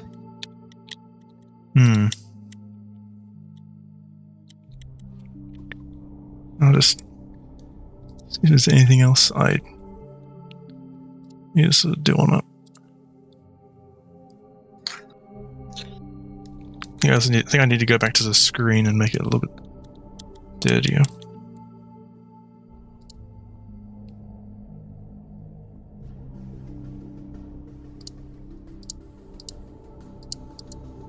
I still don't understand why cube maps in our build is so broken. Yeah, I think... Oh, a new person's entered the chat. I think the main issue is that our code is... the code base is just... It's just something horrifically... There's something horrifically wrong with it. Some sort of eldritch curse was placed on it which broke everything. Yeah. The Combine and Hunt Down are going to be the ones from Alex, in the sense that the game is set before, to meaning it would be in their early armor. I think we're sort of... We're a little bit unsure about it because we would like to include some other Combine soldiers. Like the thought has been... one thing that we've tossed around a little bit is the idea of a Combine medic. I don't know if we'll be adding like suppressors and other ones, but we've also been thinking about making like what's it called? It's called like we called it like proto Combine soldiers. It's like the one they used in Act 2, or at least in the Alaska section, because it's like the Alaska section is like set between the 7-hour war, like after that, but also before Freeman appears. I think it was like I think it's a couple of years after the 7-hour war. So they wouldn't have fully adapted all the Combine wouldn't have decided on how everything should look. They haven't designed everything yet, if I remember correctly. So I think we're going to try and take it in our own direction, I think. That's what we ended up deciding on. But jury's still out on whether we'll add things like suppressors and other ones like that from Half-Life Alyx.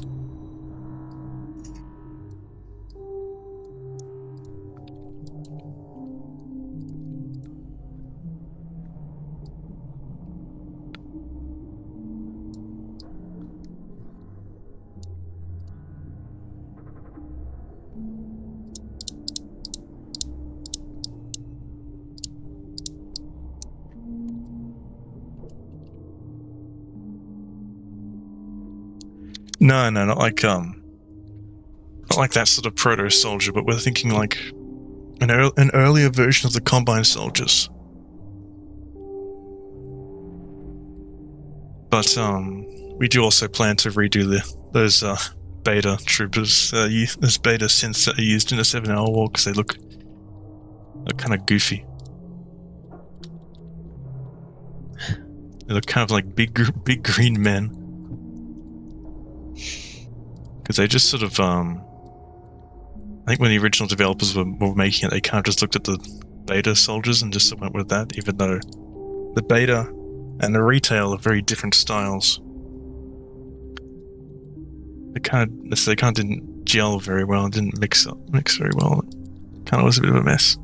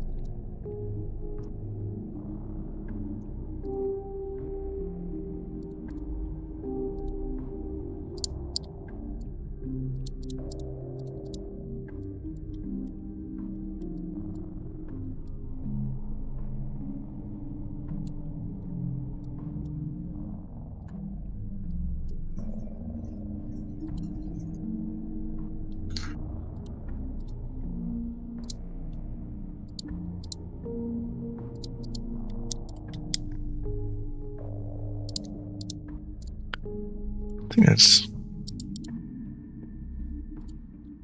think that's pretty good to go for now.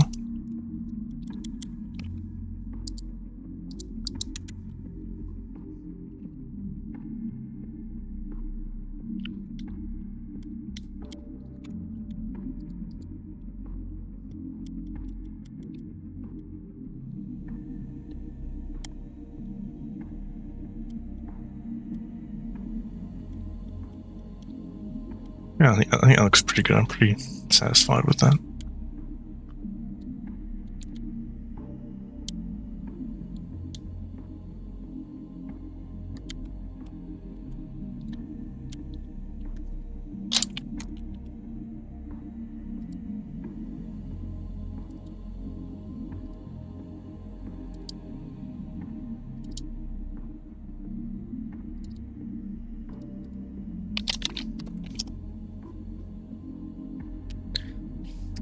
Yeah, I'm glad you guys like it.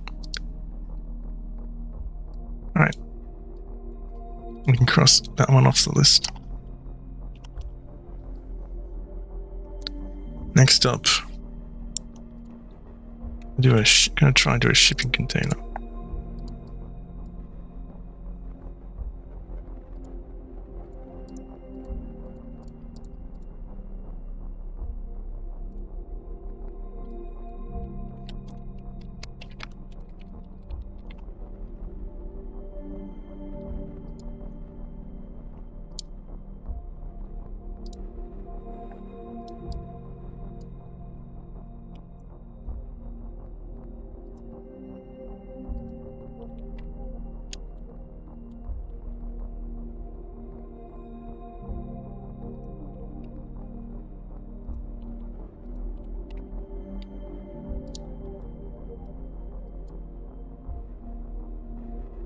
Actually, I might not do a shipping container right now because that's going to be a lot of work.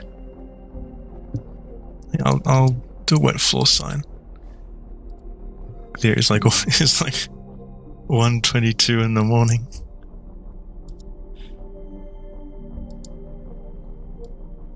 I won't worry about the shipping container now. I'll do the wet floor sign.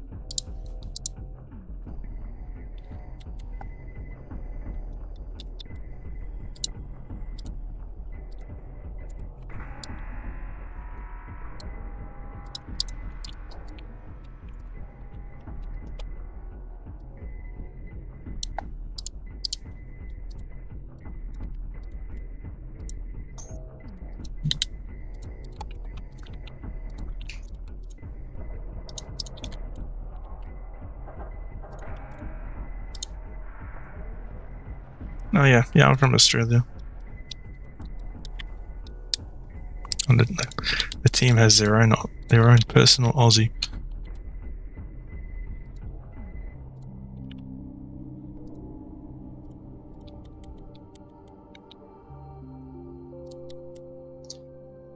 I remember Terror's also from Australia. True actually, yeah.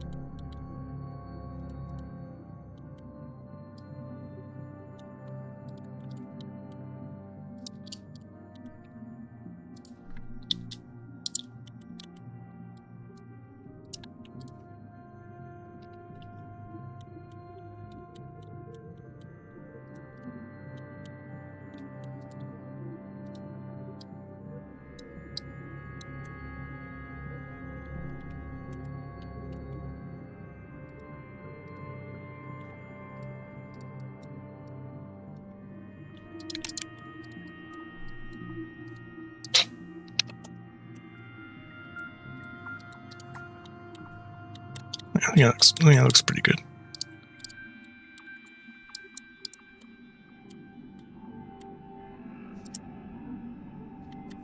Well, I think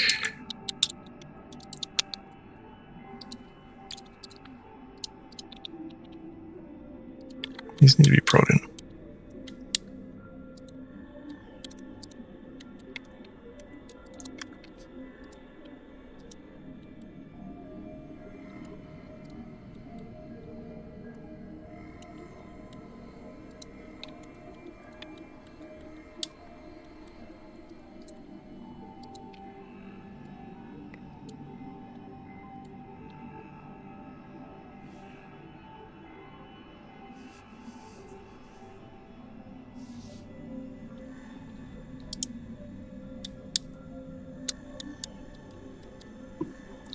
On the bottom legs of a wet floor sign on angles, they're flat on the floor.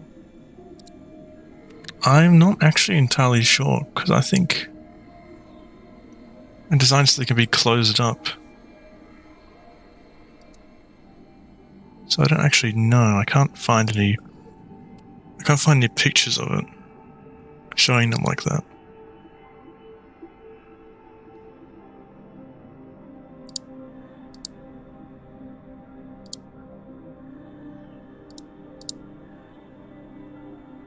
I can't find any pictures to actually show if it's like that or not. It's kind of frustrating.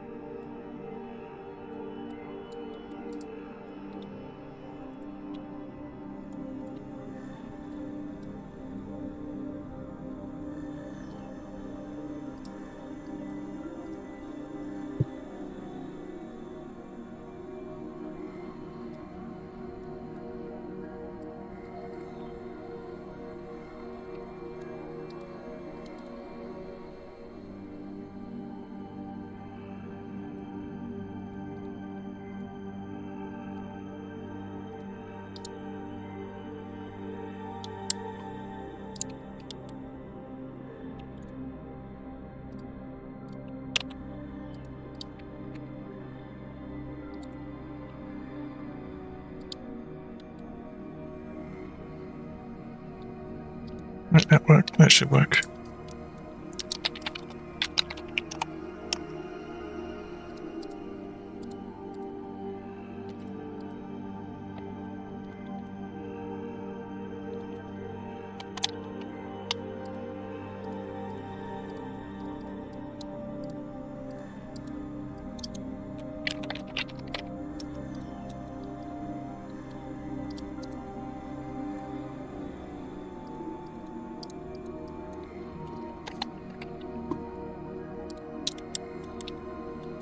Yeah, so now they go into the high poly.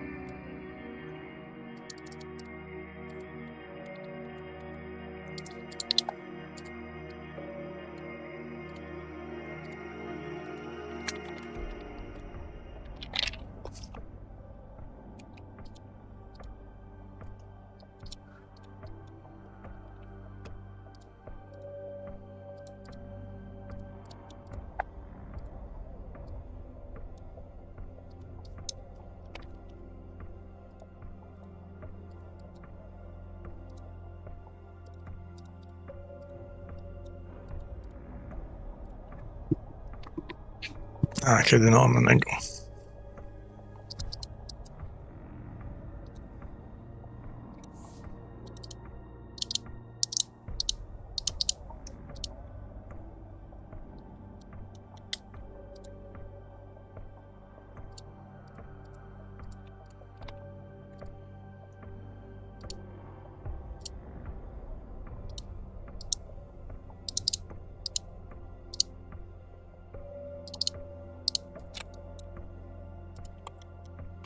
Let's see how this looks.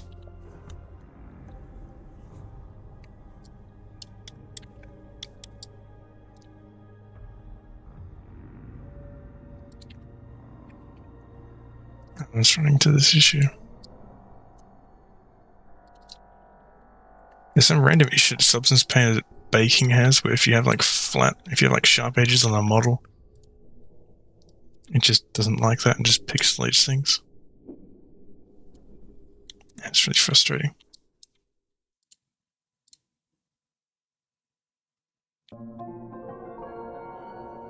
Hey, Rumus is here as well.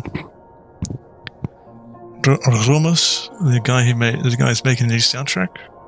I updated it, by the way, to put your SoundCloud and YouTube channel in the description of all the videos.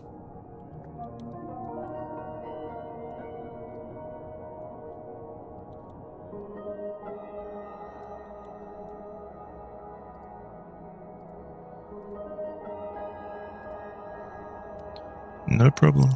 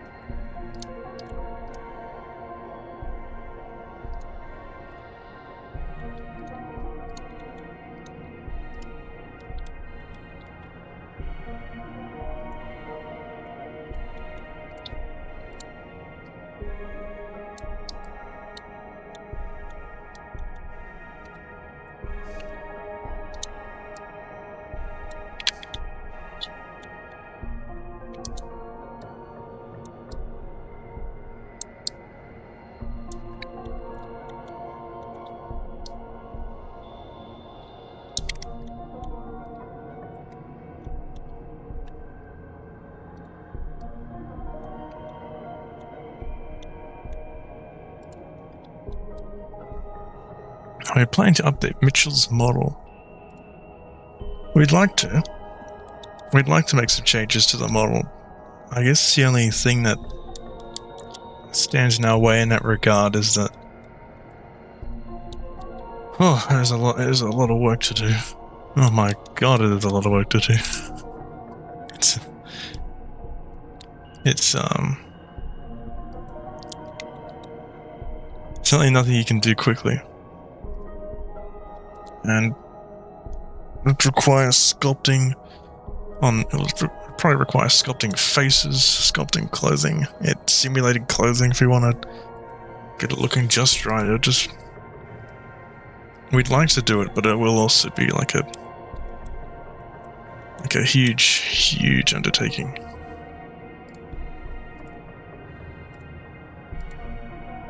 Certainly nothing we can get done in a short amount of time, and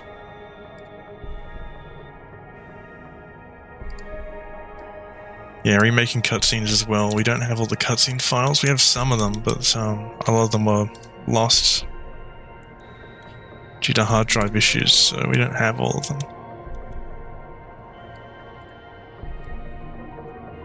Which has also been a bit problematic. We were very lucky that when we contacted the animator, he actually had some of the files.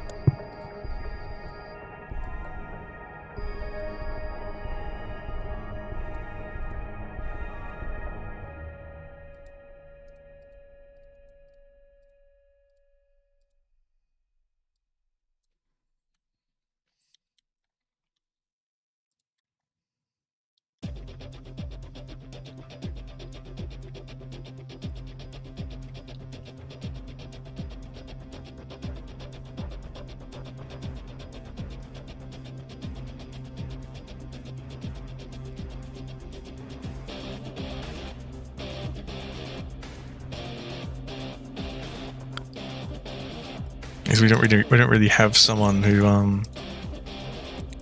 is good at making character models. At least not at the moment. We don't.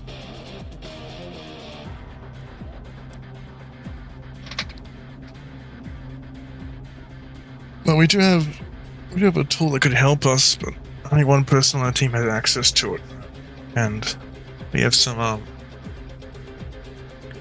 we kind of have some bigger fish to fry right now, as they would say. I think it's something we would like to do in the future, though.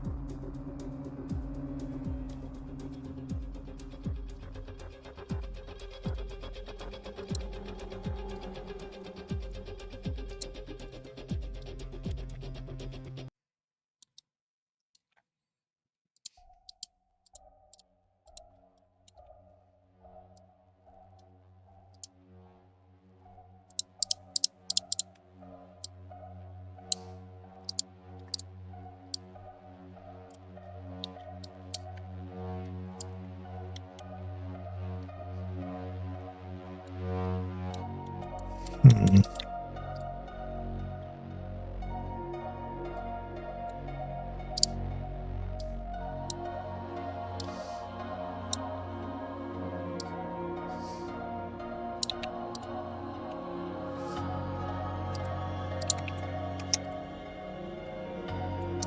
I still don't entirely know what we are going to be doing with the cutscenes. If we're going to be, I wouldn't want to say making them in game because that's quite a promise. It's hard to keep because that'll be a lot of work as well. But we'll just have to see what happens.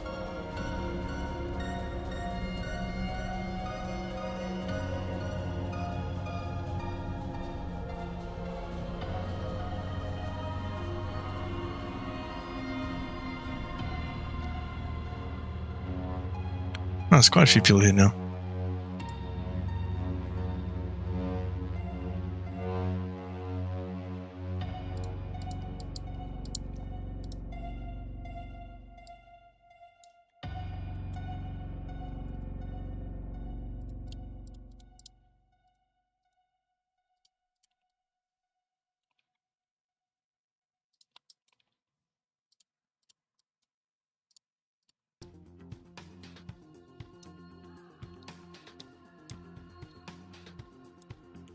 Yeah, these ones are part of the norm map. I'm basing it off of...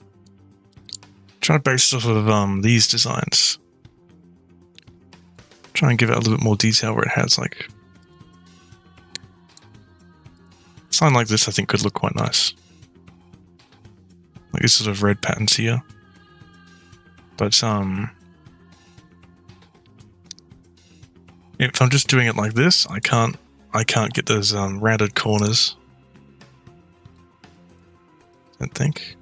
I can't get those rounded corners in the same way that those ones have it.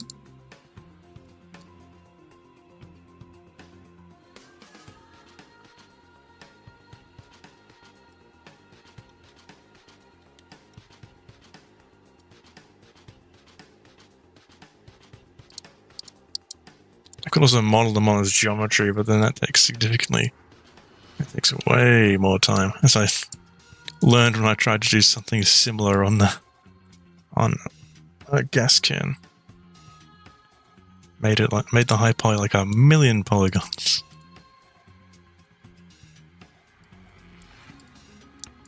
Thank you.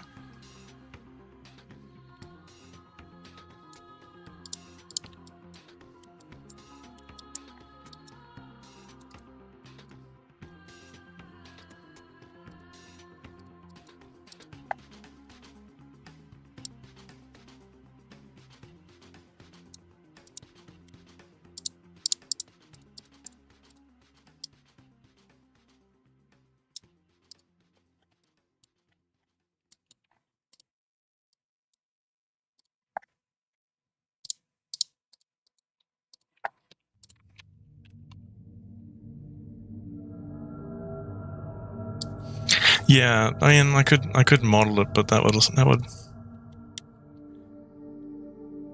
be a lot of work. But I might look into that. Might look into doing something like that. These aren't the fully like the finished products or anything. These are generally just me getting some work done while I'm on the stream and aren't necessarily going to be final. Actually, you shouldn't expect these to be like the final iteration of how they look, because things might also have to be changed when I actually go in game and everything.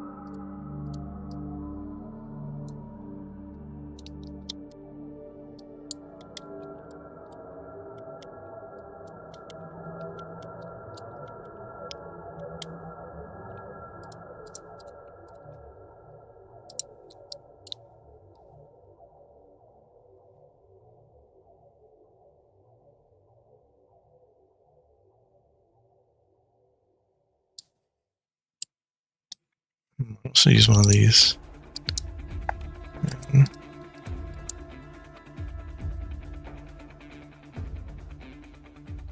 No, actually I won't bother with that. I'll just do this.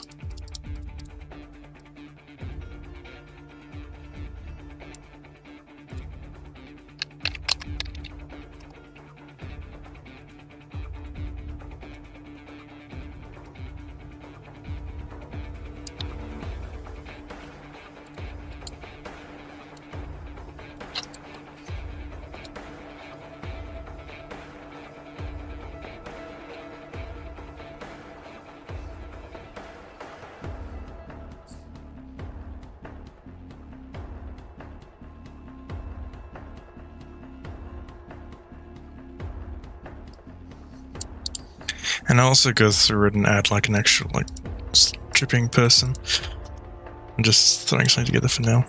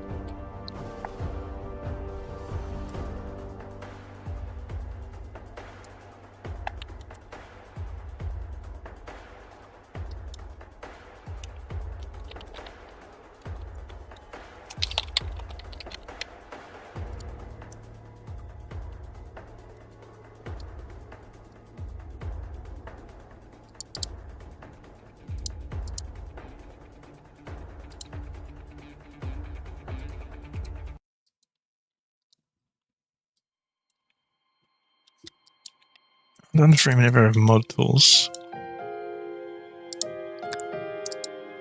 We did. It's a bit of a difficult subject because we did have a guy working on like workshop tools, and it was really far along, and it was going really good. We almost had workshop tools ready. The only issue is that the guy lived in Russia. I wouldn't say issue, it's not his fault, but he was in Russia. And he's gone quiet. So we're not entirely sure what happened to him, and we haven't really gotten any work done on the workshop tools since. I don't know if we're waiting for him to come back or if something along those lines, but either way, he's currently MIA. He's probably been. I don't like to think about it, but he's probably been drafted. I wouldn't be surprised if that happened. So we're currently hoping he'll return. If he does, he might be up for continuing work on those models, on the workshop tools. We'll have to see.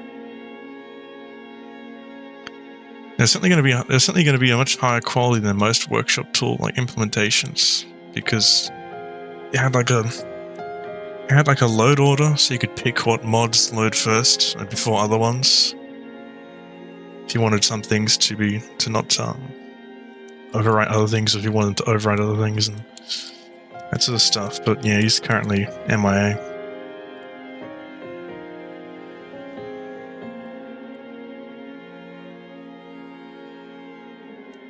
But of course, I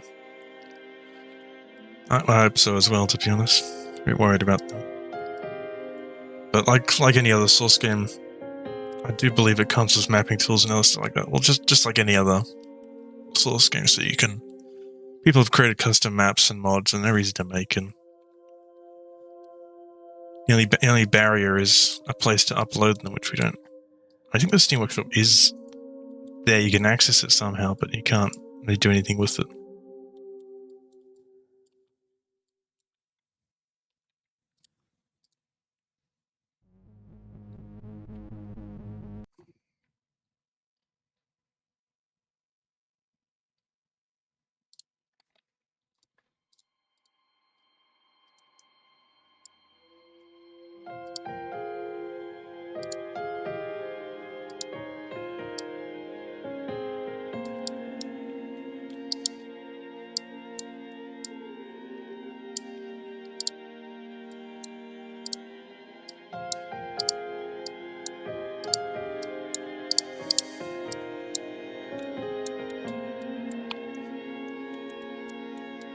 I think that's looking pretty good. I think, at least. It's looking nice and detailed and...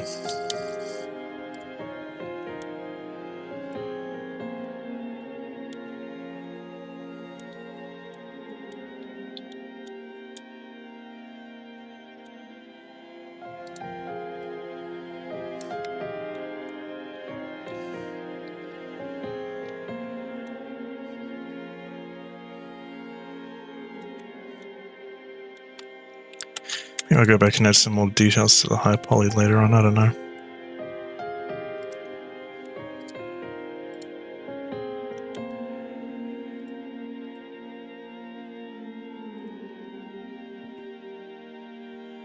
Oh yeah, people made bootleg tools before HyperAlex was finished. That was pretty good. I remember trying to use them, and it was just a mess because it was all thrown together, of course.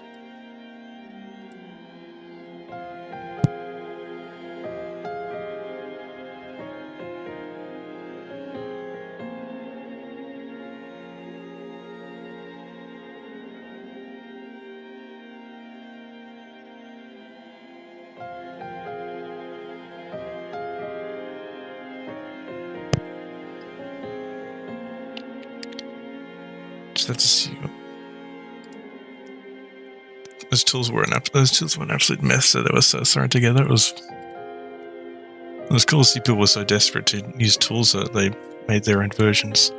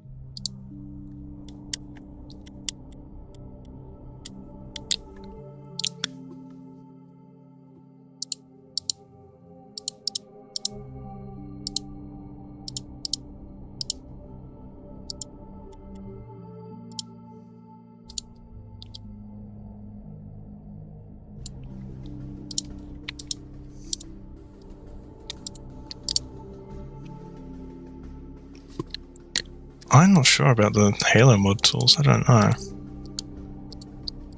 I'd say ask Faber, but Faber's not on the team because she always knew more about Halo stuff.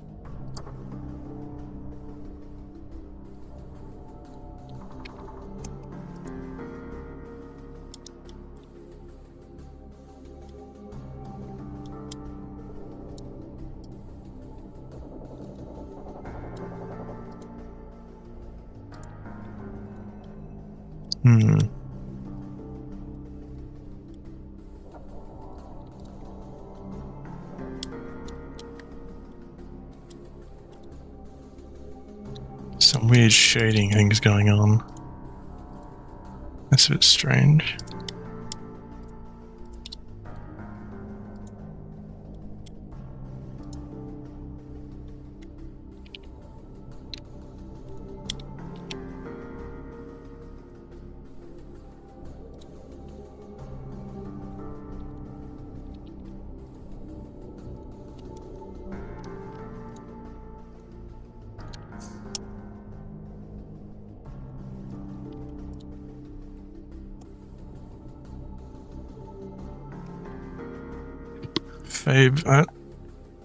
No, it's Faber with an R. I don't know if they are the same person. I don't think they are.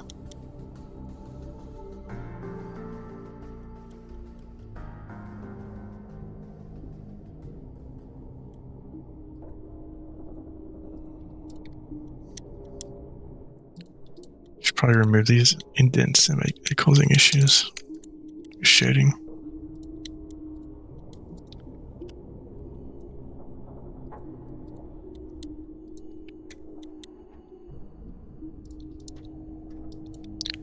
I don't think they're definitely the same person.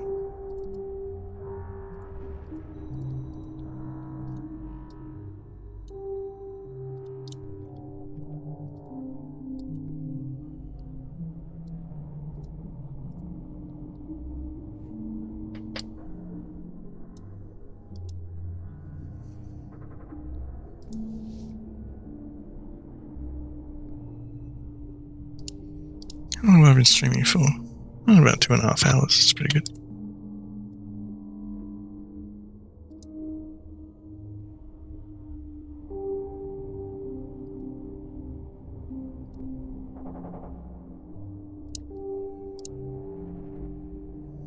Okay.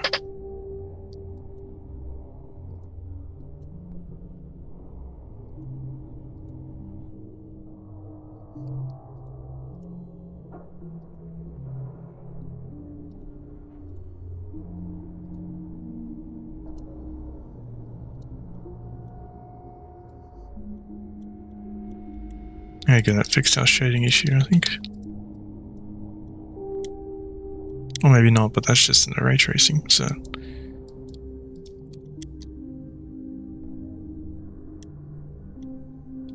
Got some nice shine, some nice roughness.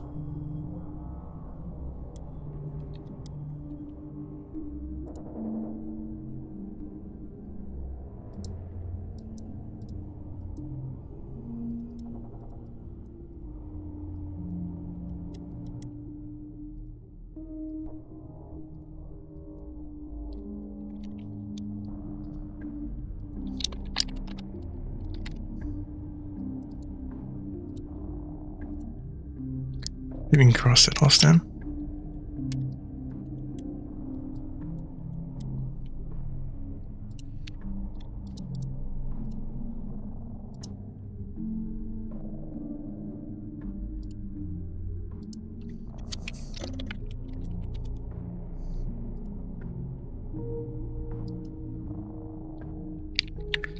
Oh, this is going to be confusing now. It's going to be hard to find the model for the valve, because you search on Google Images, you get pictures of the valve.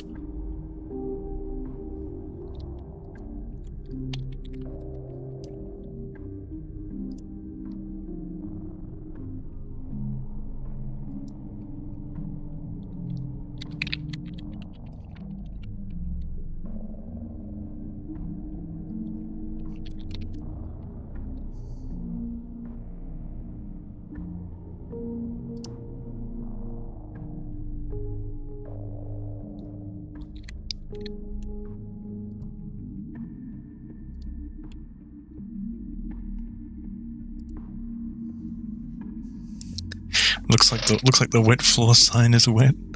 It does, yeah. I think I might call it a night. So I think I might do, because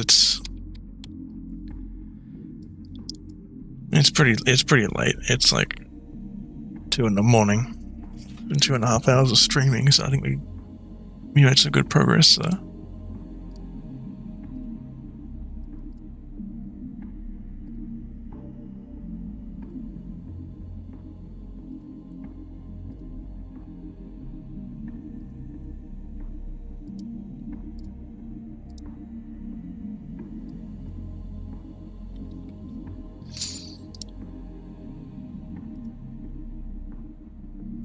I could buy a valve from a store and use that as reference. But yeah, I think I might end the stream here. Done pretty well. Gone 2 props done. Or at least close to being done. So yeah, thanks for tuning in. And yeah, good night, guys.